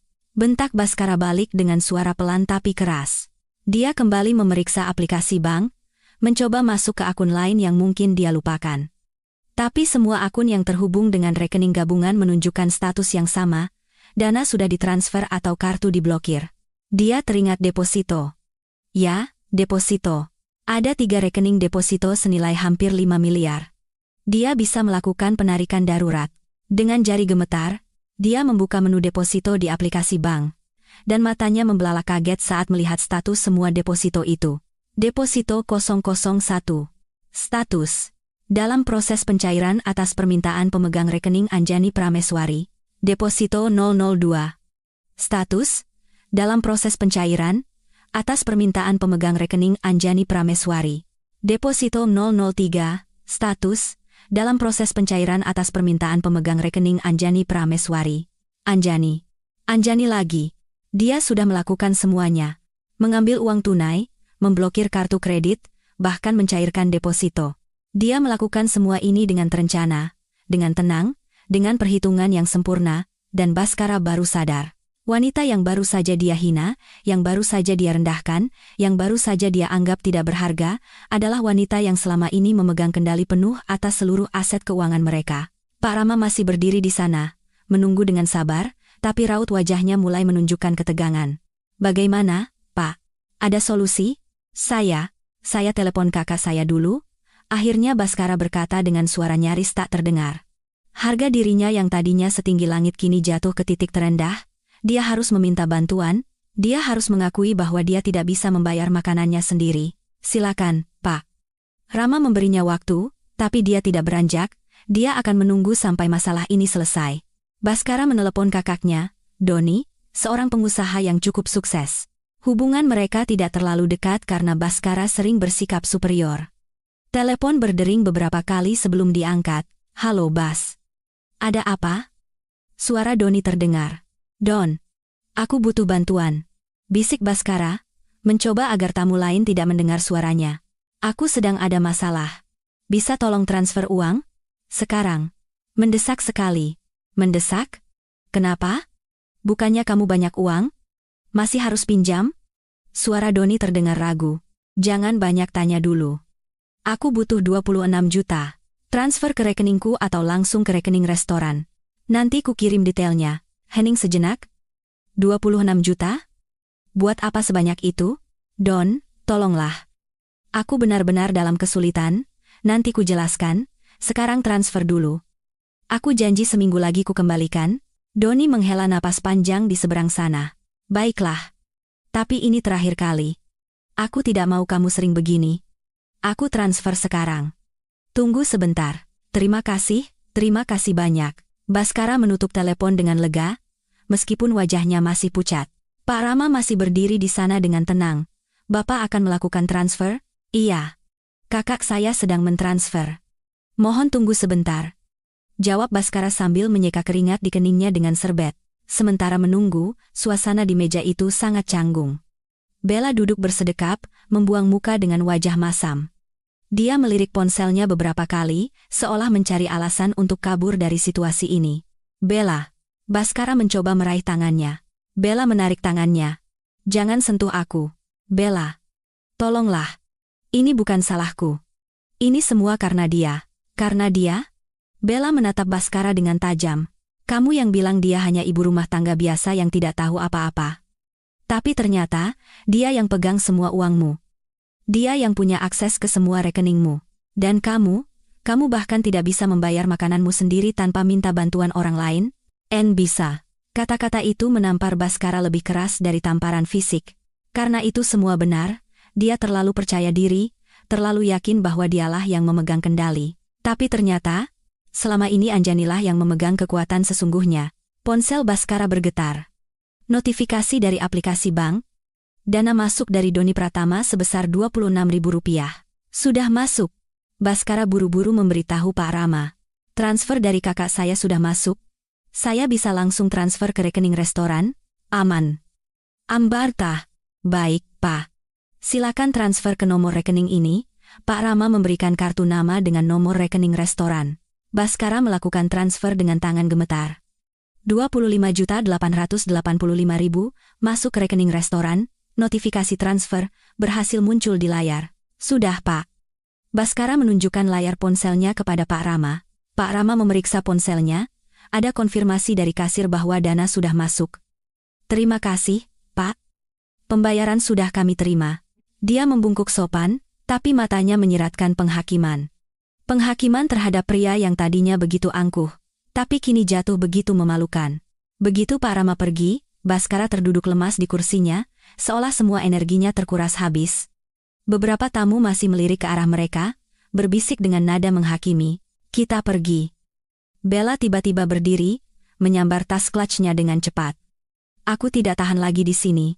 Bella, tunggu. Tunggu apa lagi? Bella menatapnya dingin. Menyaksikanmu dipermalukan lebih jauh? Terima kasih, Baskara. Tapi aku tidak tertarik menjadi bagian dari dramamu. Apa maksudmu? Baskara ikut berdiri, mencoba meraih tangan Bella. Maksudku?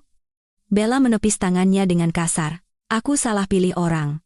Kukira kamu pria sukses yang punya segalanya. Ternyata kamu hanya pria yang punya istri lebih pintar darimu. Dan sekarang, kamu tidak punya apa-apa lagi. Kata-kata itu menusuk jantung Baskara. Bella, jangan begini, ini hanya sementara. Aku akan urus semuanya. Aku akan dapatkan kembali semua uang itu. Aku janji. Janji? Bella tertawa sinis. Kamu baru saja berjanji akan membelikan semua yang kuinginkan. Ternyata kamu bahkan tidak bisa membayar makananmu. Maaf, Baskara, tapi aku tidak tertarik pada pria yang harus minta bantuan kakaknya hanya untuk membayar tagihan makan. Dan dengan itu, Bella berbalik dan berjalan pergi dengan anggun. Suara hak sepatunya beradu dengan lantai marmer. Beberapa tamu menatapnya, tertawa kecil melihat drama yang baru saja terjadi. Baskara ditinggalkan sendirian di sana. Di tengah restoran mewah yang 1 jam lalu menjadi panggung kemenangannya, kini tempat yang sama menjadi saksi keruntuhannya yang paling memalukan. Ponselnya bergetar lagi. Sebuah pesan dari Anjani, hanya 1 kalimat singkat. Nah, ini baru namanya berkelas, Baskara. Selamat menikmati kebebasanmu. Baskara menatap layar itu dengan mata yang mulai berkaca-kaca. Semua keangkuhan, semua keyakinan palsu, semua rencana masa depan yang indah, semuanya hancur dalam sekejap. Dan yang paling menyakitkan adalah kesadaran bahwa dialah yang menghancurkan semuanya. Dialah yang merendahkan wanita yang selalu mendukungnya. Dialah yang lupa bahwa di balik setiap pria sukses, seringkali ada wanita yang lebih cerdas. Wanita yang diam-diam memegang kendali sesungguhnya. Dan kini, dia kehilangan segalanya. Uang, wanita, harga diri. Semuanya lenyap di suatu sore yang memalukan di restoran Elysian. Baskara masih berdiri terpaku di samping meja, menatap punggung Bella yang perlahan menjauh hingga ke pintu keluar restoran. Beberapa detik kemudian, pintu kaca besar itu menutup, dan sosok wanita berambut pirang itu lenyap dari pandangannya. Lenyap dari hidupnya secepat dia datang. Bapak? Apa ada lagi yang bisa kami bantu? Suara Pak Rama menyadarkan Baskara dari lamunannya. Baskara menoleh, melihat manajer itu masih berdiri tak jauh dengan wajah profesional yang tak terbaca. Di belakang Pak Rama, beberapa pelayan berdiri membawa nampan, menunggu untuk membersihkan meja. Menunggu Baskara pergi agar mereka bisa melanjutkan pekerjaan. Tidak ada, terima kasih, jawab Baskara dengan suara serak. Dia mengambil jas yang tersampir di sandaran kursi, memakainya dengan canggung. Tangan yang gemetar membuat tindakan sederhana itu terasa sulit. Saat dia berbalik untuk pergi, langkahnya terhenti. Di meja sebelah, sepasang suami istri parubaya sedang duduk menyesap anggur dan menatap Baskara dengan pandangan campuran. Ada rasa kasihan, penghakiman, dan sedikit kepuasan melihat orang sombong jatuh. Kasian. Ya, Pak.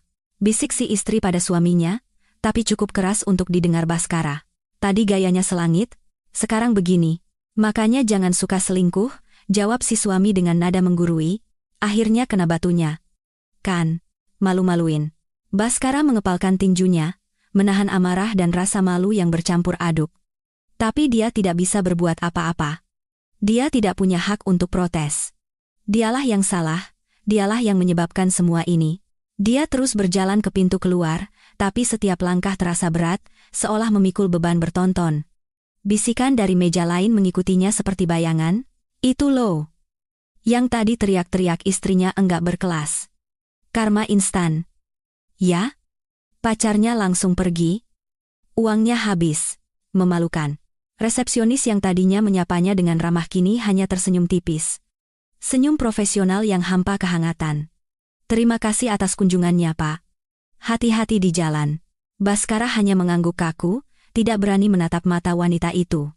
Dia tahu, sekarang seluruh staf restoran tahu ceritanya. Tahu dia tidak bisa membayar, tahu dia harus minta bantuan, tahu pacarnya meninggalkannya dengan cara yang memalukan. Kisah ini akan menjadi bahan gosip di antara mereka. Mungkin besok atau lusa, ceritanya akan menyebar ke restoran lain, ke kalangan sosialita yang biasa datang ke tempat seperti ini. Dan nama Baskara Wiryawan, nama yang dulu sangat dia banggakan, akan menjadi bahan tertawaan. Pintu kaca terbuka otomatis. Angin malam menyapu wajahnya, tapi alih-alih menyegarkan, rasanya justru menyesakkan. Baskara berjalan terhuyung ke area parkir, mencari mobilnya, BMW seri 7 hitam metalik yang selalu menjadi kebanggaannya. Petugas valet menghampiri dengan kunci. Mobil Bapak sudah siap. Baskara menerima kunci itu, tapi tangannya gemetar hingga nyaris menjatuhkannya. Petugas valet berhasil menangkapnya. Bapak tidak apa-apa? Tanya pemuda itu dengan nada tulus khawatir. Iya, saya tidak apa-apa. Baskara berbohong. Tidak ada yang baik-baik saja dalam situasinya sekarang. Dia masuk ke dalam mobil, membanting pintu dengan keras. Sendirian di dalam kabin mewah yang dulu selalu membuatnya merasa superior, kini Baskara hanya merasakan kehampaan yang luar biasa. Ponselnya bergetar lagi. Pesan dari Doni. Bas, ada masalah serius apa? Kok tiba-tiba minta transfer buat bayar restoran sebesar itu? Kamu berantem sama Anjani? Urus masalah rumah tanggamu baik-baik. Jangan sampai mencoreng nama keluarga. Mencoreng nama keluarga. Kata-kata yang menusuk. Baskara tidak membalas pesan itu. Dia melempar ponselnya ke kursi penumpang dengan frustrasi. Kepalanya bersandar di kemudi, napasnya tersengal. Rencana indah tadi bulan madu di Maladewa dan Swiss, membeli mobil sport 5 miliar, pernikahan mewah di taman dengan anggaran tak terbatas semuanya kini terdengar seperti lelucon bodoh. Dia bahkan tidak bisa membayar makanannya sendiri. Tawa getir keluar dari mulutnya. Tawa yang menyedihkan, pilu, dan penuh penyesalan. Ponselnya bergetar lagi. Kali ini nomor tak dikenal. Baskara mengangkatnya dengan enggan. Halo, selamat sore, dengan Bapak Baskara? Saya dari pihak bank, bagian kartu kredit. Kami ingin mengonfirmasi perihal pemblokiran 5 kartu kredit atas nama Bapak, yang dilakukan oleh pemegang rekening bersama, Ibu Anjani Prameswari. Apakah Bapak mengetahui hal ini? Baskara terdiam. Pihak bank sampai menelepon untuk konfirmasi. Iya, saya tahu. Jawabnya datar. Baik Pak, untuk pengaktifan kembali kartu, Bapak perlu datang ke cabang bersama dengan pemegang rekening bersama, atau membawa surat kuasa bertanda tangan dari beliau. Apakah? Tidak perlu. Potong Baskara. Terima kasih. Dia menutup telepon sebelum petugas bank selesai bicara. Datang bersama Anjani? Atau meminta surat kuasa darinya? Mustahil. Anjani tidak akan pernah mau membantunya sekarang. Mungkin dia akan tertawa mendengar permintaan itu. Baskara menyalakan mesin, tapi belum melaju. Dia menatap gedung restoran Elysian di kaca spion. Gedung yang 1 jam lalu menjadi panggung kemenangannya, tempat dia memamerkan kehidupan barunya yang lebih baik. Kini, gedung itu adalah monumen kegagalannya yang paling memalukan. Ponselnya bergetar lagi. Kali ini notifikasi media sosial, seseorang menandainya dalam sebuah video. Dengan firasat buruk, Baskara membuka aplikasi.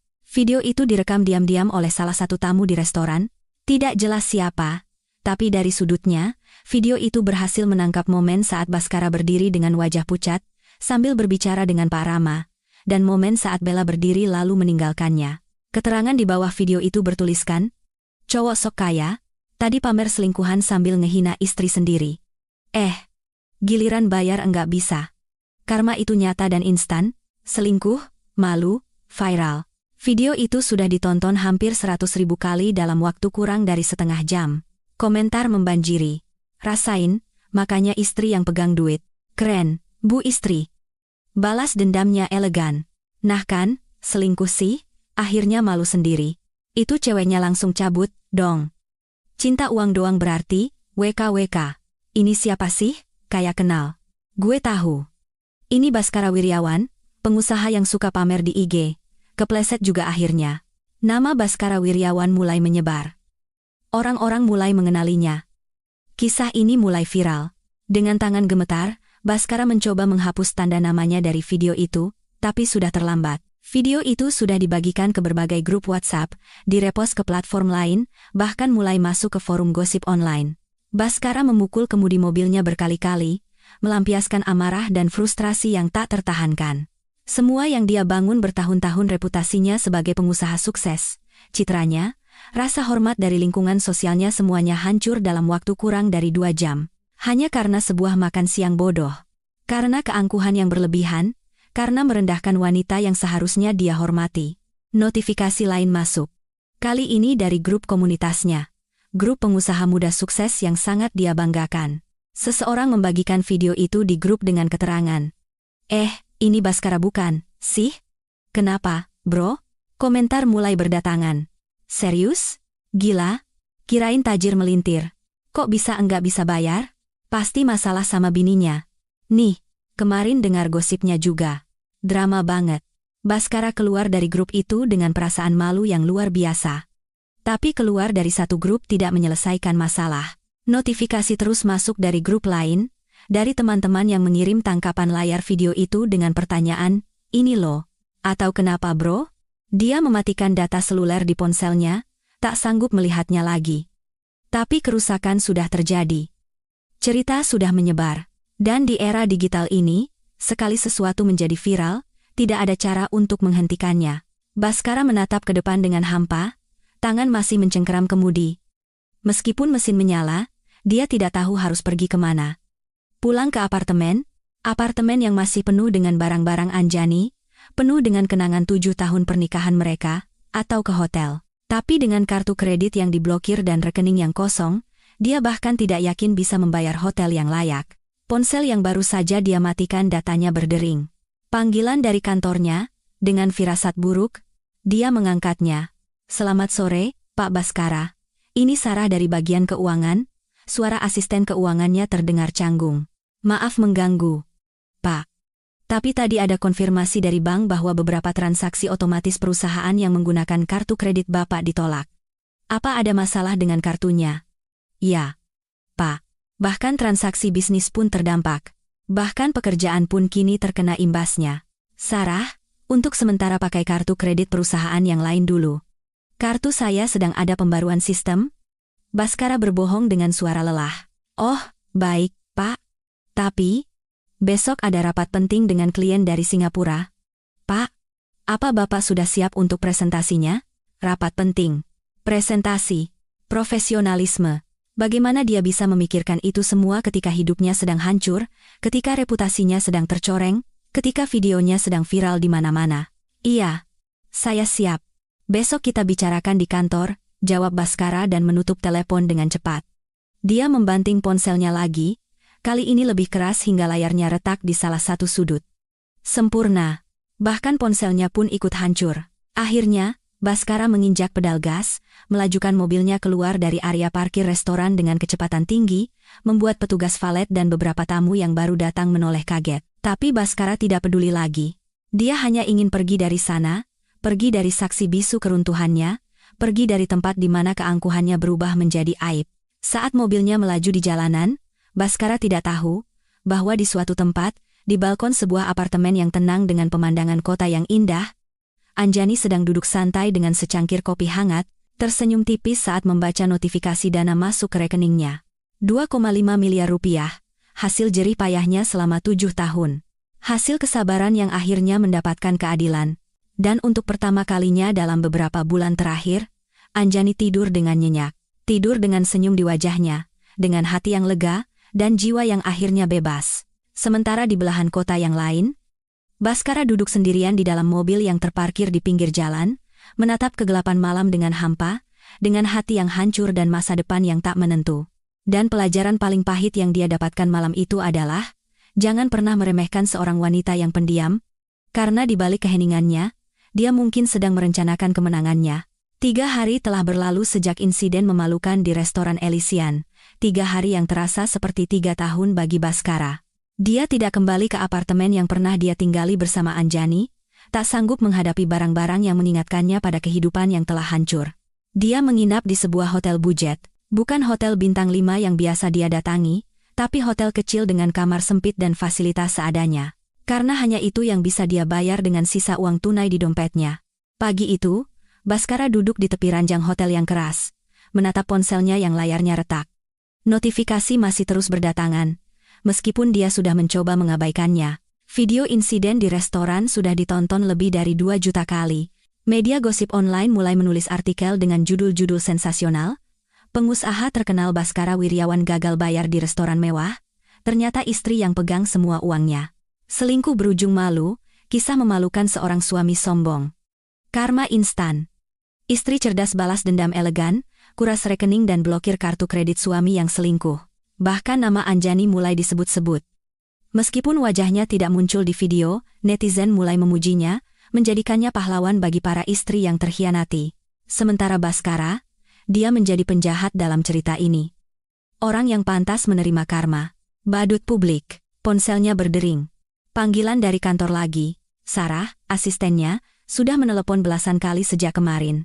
Rapat dengan klien dari Singapura yang seharusnya berlangsung kemarin, tidak dia hadiri, dia tidak muncul, tidak memberi kabar, menghilang begitu saja. Kali ini, dia mengangkatnya. "Halo, Pak Baskara?" Suara Sarah terdengar lega sekaligus panik. "Bapak di mana?" "Kemarin klien dari Singapura menunggu 2 jam. Mereka sangat kecewa dan sekarang mengancam akan membatalkan kontrak." Pak Hartono marah besar. "Pak, Bapak diminta segera ke kantor untuk memberikan penjelasan." Baskara mengusap wajahnya yang penuh dengan rambut-rambut janggut yang tak terurus. Sarah, saya belum bisa ke kantor hari ini. Belum bisa, Pak? Sarah terdengar tak percaya. Pak, ini masalah besar. Kalau kontrak ini batal, kerugian perusahaan bisa mencapai ratusan miliar. Dan Pak Hartono bilang, kalau hari ini Bapak tidak datang, beliau akan mempertimbangkan posisi Bapak di perusahaan. Mempertimbangkan posisi. Itu adalah bahasa halus dari kamu akan dipecat. Saya mengerti, jawab Baskara dengan nada datar. Bilang pada Pak Hartono, saya akan datang siang ini. Dia menutup telepon sebelum Sarah sempat bertanya lagi. Baskara menatap pantulan dirinya di cermin kecil kamar hotel. Pria dengan mata sembab, wajah kusam, rambut acak-acakan, dan janggut yang mulai lebat. Tidak ada lagi aura pengusaha sukses yang dulu dia banggakan. Hanya seorang pria yang jatuh ke titik terendah. Dia mandi dengan air dingin karena pemanas air di hotel ini rusak. Mengenakan kemeja yang kusut karena tidak ada waktu untuk menyetrika. Dia bahkan tidak punya kemeja cadangan yang rapi. Semua pakaian bagusnya masih ada di apartemen, bersama Anjani. Dan dia tidak berani kembali ke sana. Perjalanan ke kantor memakan waktu 40 menit. Sepanjang jalan, Baskara mencoba menyusun penjelasan, mencari alasan yang masuk akal atas ketidakhadirannya kemarin. Tapi tidak ada alasan yang cukup baik. Tidak ada alibi untuk profesionalisme yang hancur. Setibanya di kantor, Baskara langsung merasakan perbedaan. Resepsionis yang biasanya menyapanya dengan ramah, "Selamat pagi, Pak Baskara," kali ini hanya menunduk, pura-pura sibuk dengan komputernya. Karyawan yang biasanya menyapa dengan hormat, kali ini hanya melirik sekilas lalu cepat-cepat membuang muka. Beberapa berbisik saat dia lewat. Dia tahu, mereka sedang membicarakannya. Mereka pasti sudah melihat video itu, sudah membaca artikel-artikel itu. Sarah sudah menunggunya di depan ruangan dengan wajah cemas. "Pak Baskara, syukurlah Bapak datang." Pak Hartono sudah menunggu di ruangannya. Beliau bilang kalau Bapak sudah sampai, langsung temui beliau. "Oke," jawab Baskara singkat.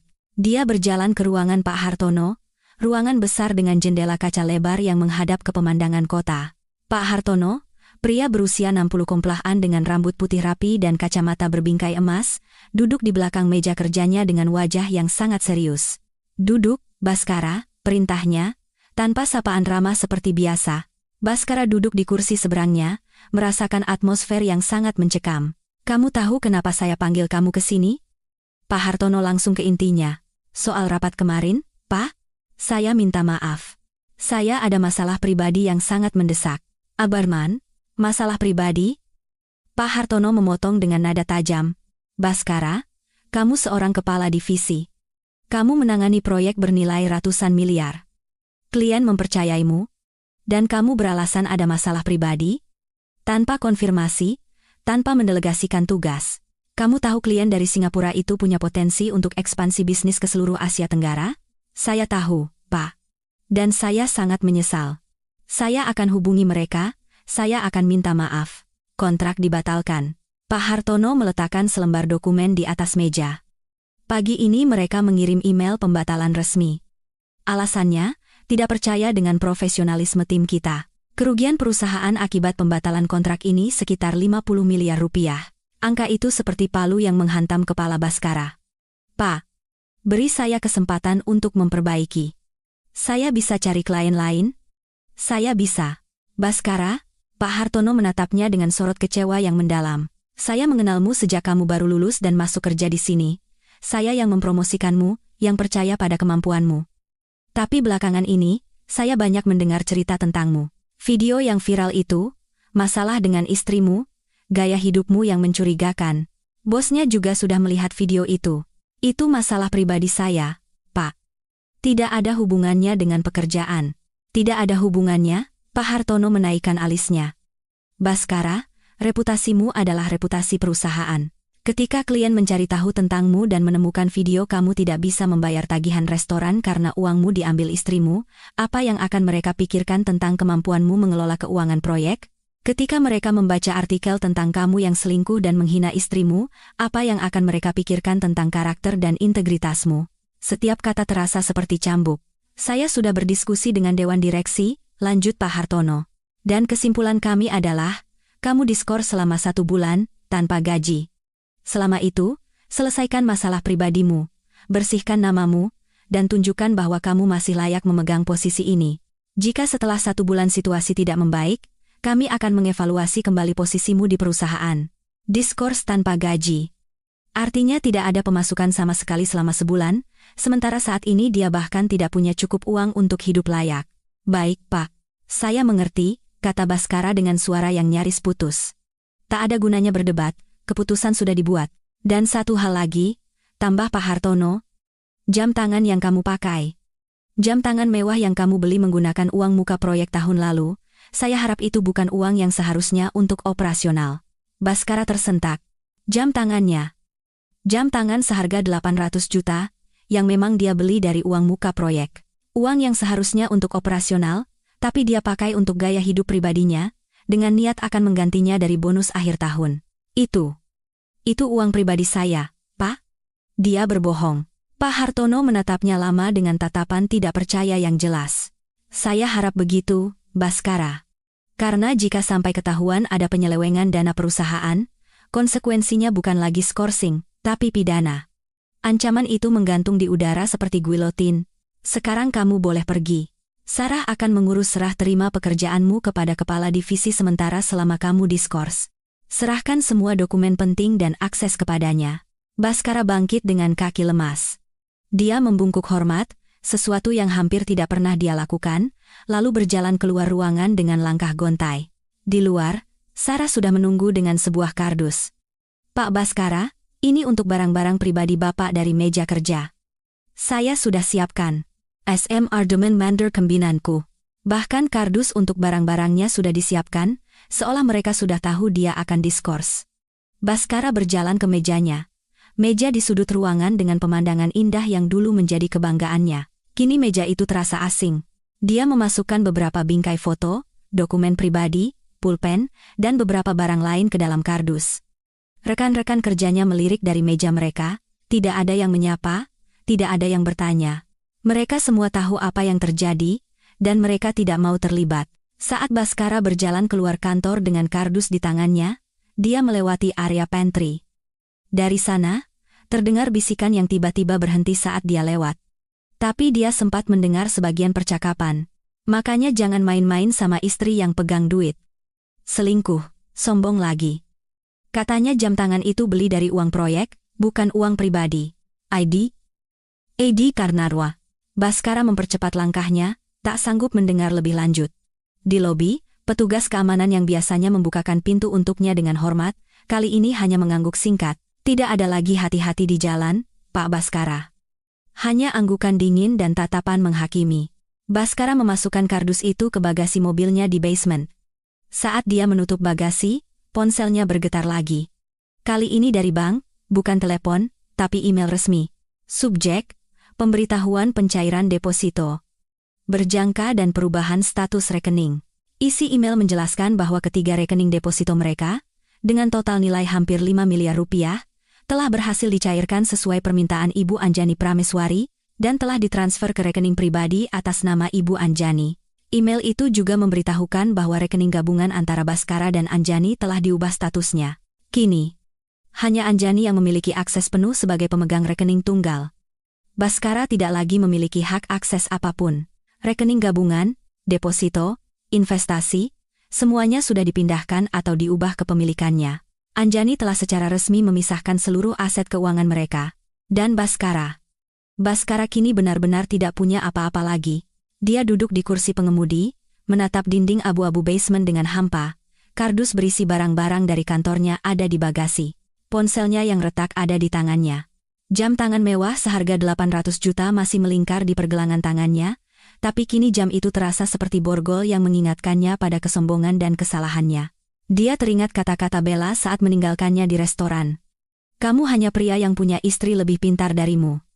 Dan sekarang, kamu tidak punya apa-apa lagi. Ternyata, kata-kata itu sepenuhnya benar. Baskara melepaskan jam tangannya, menatapnya lama. Inilah satu-satunya aset berharga yang masih dia miliki. Dan mungkin dia harus menjualnya untuk bertahan hidup bulan ini. Sebuah ironi yang sangat menyakitkan. Jam tangan yang dulu dia pakai untuk memamerkan kesuksesan, kini harus dijual untuk membayar kebutuhan pokok. Dengan perasaan hancur lebur, Baskara menyalakan mesin, dan melajukan mobilnya keluar dari basement kantor. Kantor yang mungkin tidak akan menerimanya kembali setelah masa skorsing berakhir. Sementara di belahan kota yang lain, Anjani duduk santai di balkon apartemen barunya yang mewah. Apartemen yang dia sewa dengan uang yang ditransfernya kemarin. Dia menyesap kopi sambil membaca email dari pengacara yang telah dia hubungi. Email itu mengonfirmasi bahwa berkas gugatan cerai sudah siap, tinggal menunggu tanda tangan Anjani, dan proses akan dimulai. Tapi dia tidak terburu-buru menandatanganinya, biarkan Baskara merasakan akibat perbuatannya dulu. Biarkan dia belajar arti kata berkelas yang pernah dia ejek.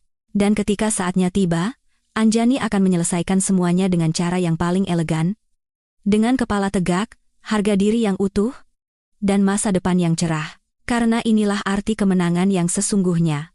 Bukan kemenangan yang penuh sorak-sorai dan pamer, tapi kemenangan yang hening, penuh perhitungan, dan meninggalkan jejak keadilan. 3 minggu telah berlalu sejak insiden di restoran Elysian. 3 minggu yang mengubah segalanya. Sore itu, Anjani duduk santai di balkon apartemen barunya.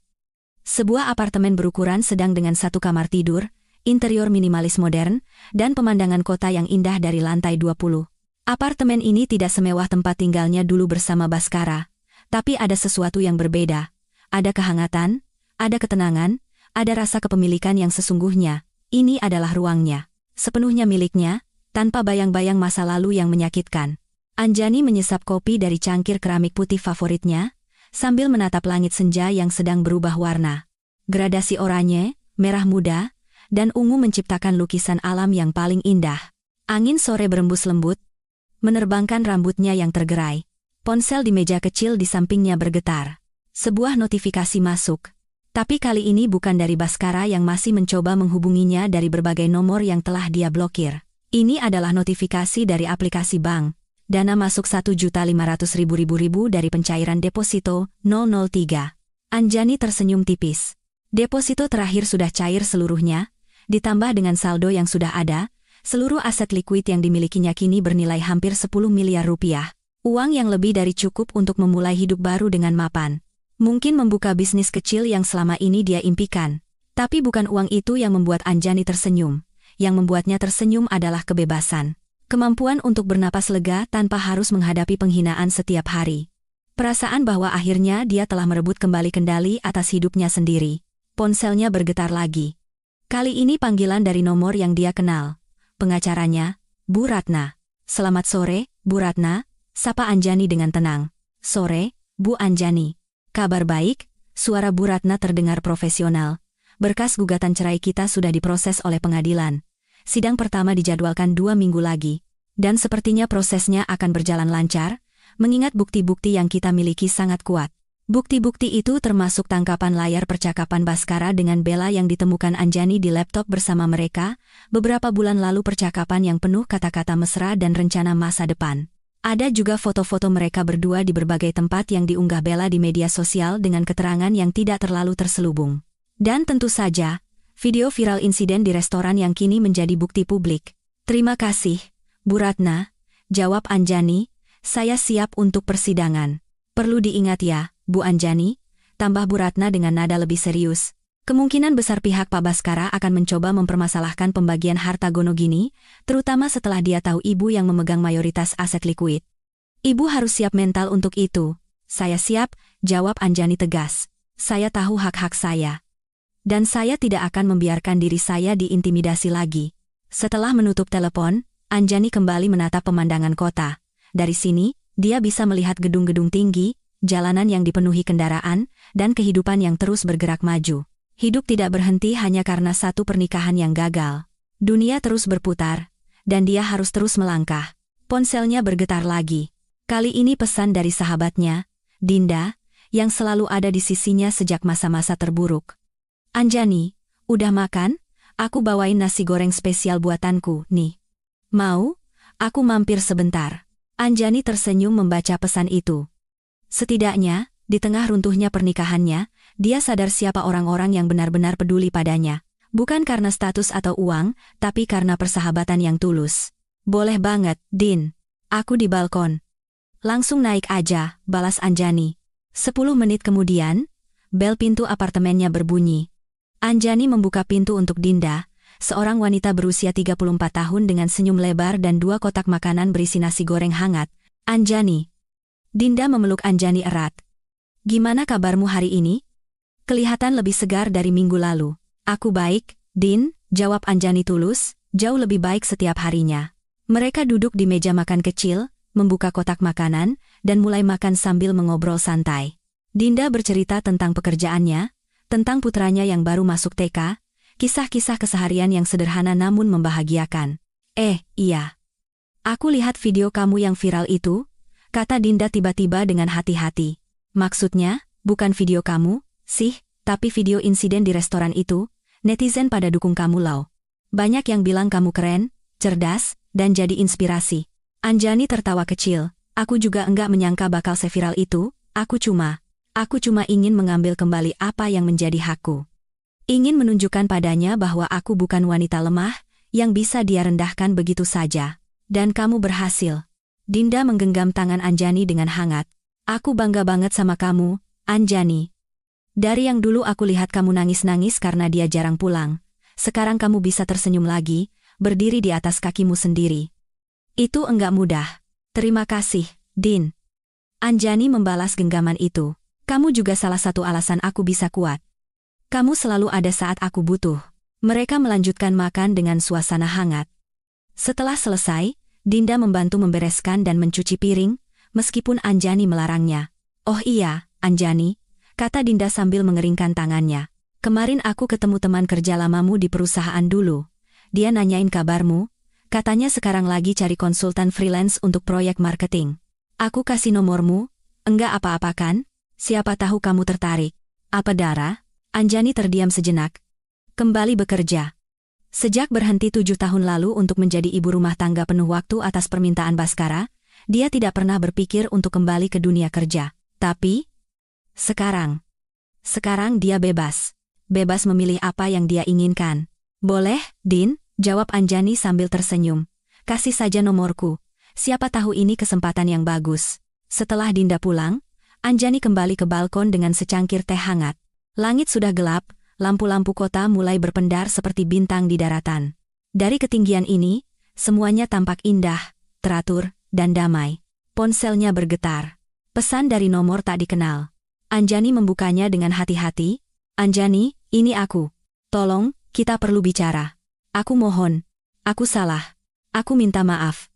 Tolong angkat teleponku, atau beri aku kesempatan untuk bertemu denganmu sekali saja. Tolong. Baskara. Dia menggunakan nomor baru lagi.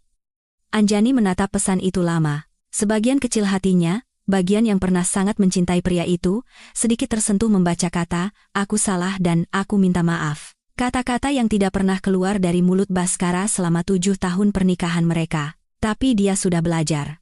Penyesalan yang datang setelah kehilangan segalanya bukanlah penyesalan yang tulus, itu hanyalah ketakutan akan konsekuensi. Dengan tangan yang mantap, Anjani mengetik balasan. Baskara, apa yang terjadi di restoran adalah akibat dari pilihanmu sendiri. Aku tidak mengambil apapun yang bukan hakku. Aku hanya mengambil kembali apa yang memang sudah menjadi hakku sejak awal. Uang di rekening gabungan sebagian besar adalah hasil kerjaku sebelum berhenti, deposito itu kita bangun bersama, dan sekarang semuanya ada di tangan yang tepat. Pengacaraku akan menghubungi pengacaramu untuk proses perceraian. Aku harap kamu kooperatif. Semuanya sudah berakhir, Baskara, dan aku baik-baik saja dengan itu. Dia menekan tombol kirim tanpa ragu, lalu memblokir nomor itu. Tidak ada lagi pesan, tidak ada lagi permohonan, tidak ada lagi permintaan maaf yang terlambat. Anjani meletakkan ponselnya, lalu berdiri di tepi balkon, merentangkan tangannya seolah ingin memeluk seluruh kota di hadapannya. Angin malam berembus, membawa aroma kebebasan yang begitu manis. Nah, ini baru namanya berkelas. Baskara, bisik Anjani dengan senyum penuh kemenangan. Kemenangan yang bukan angkuh, tapi kemenangan yang elegan dan bermartabat. Bukan dengan teriakan dan pamer, tapi dengan ketenangan dan perhitungan yang matang. Dan sekarang, giliranku untuk hidup dengan berkelas. Tanpamu. Di belahan kota yang lain, Baskara duduk sendirian di kamar hotel budget yang sempit dan pengap. Ponselnya menampilkan pesan terakhir dari Anjani sebelum nomor barunya diblokir lagi. Dia membacanya berulang kali, setiap kata seperti pisau yang mengiris hatinya. Jam tangan mewahnya sudah terjual minggu lalu. Dijual dengan harga jauh di bawah nilai aslinya karena butuh uang tunai cepat. Uang hasil penjualannya hampir habis untuk biaya hidup dan membayar cicilan kartu kredit yang menumpuk. Masa skorsingnya tinggal 1 minggu lagi, tapi dia tidak tahu apakah perusahaan akan menerimanya kembali. Kalaupun kembali, posisinya mungkin tidak akan sama lagi. Mungkin akan diturunkan jabatannya dengan pengurangan gaji yang signifikan. Reputasinya di dunia profesional hancur, lingkungan sosialnya menjauh. Bella sudah lama menghilang entah kemana, mungkin mencari target baru yang lebih berkelas. Dan Anjani, wanita yang dulu dia anggap tidak berharga, kini menjadi simbol kekuatan dan kebebasan. Kisahnya menginspirasi banyak wanita di luar sana, sementara dia menjadi pengingat, contoh dari apa yang terjadi ketika kesombongan dan pengkhianatan bertemu dengan keadilan. Baskara menatap langit-langit kamar yang retak. Air matanya mulai mengalir. Air mata penyesalan yang sudah terlambat. Air mata kehilangan yang tak bisa dikembalikan. Dan di suatu tempat di kota yang sama, Anjani masih berdiri di balkonnya, tersenyum pada bintang-bintang di langit dengan hati yang akhirnya menemukan kedamaian. Terkadang dalam hidup, kita dipertemukan dengan orang yang salah bukan karena takdir yang kejam, tapi karena itu adalah pelajaran yang harus kita lewati. Anjani telah belajar bahwa cinta tanpa rasa hormat adalah racun yang perlahan membunuh. Dia telah belajar bahwa kebaikan tanpa batas tidak akan bisa mengubah orang yang tidak mau berubah. Dan yang terpenting, dia telah belajar bahwa keberanian untuk melepaskan adalah keberanian yang paling mulia. Kini, Anjani telah memulai babak baru.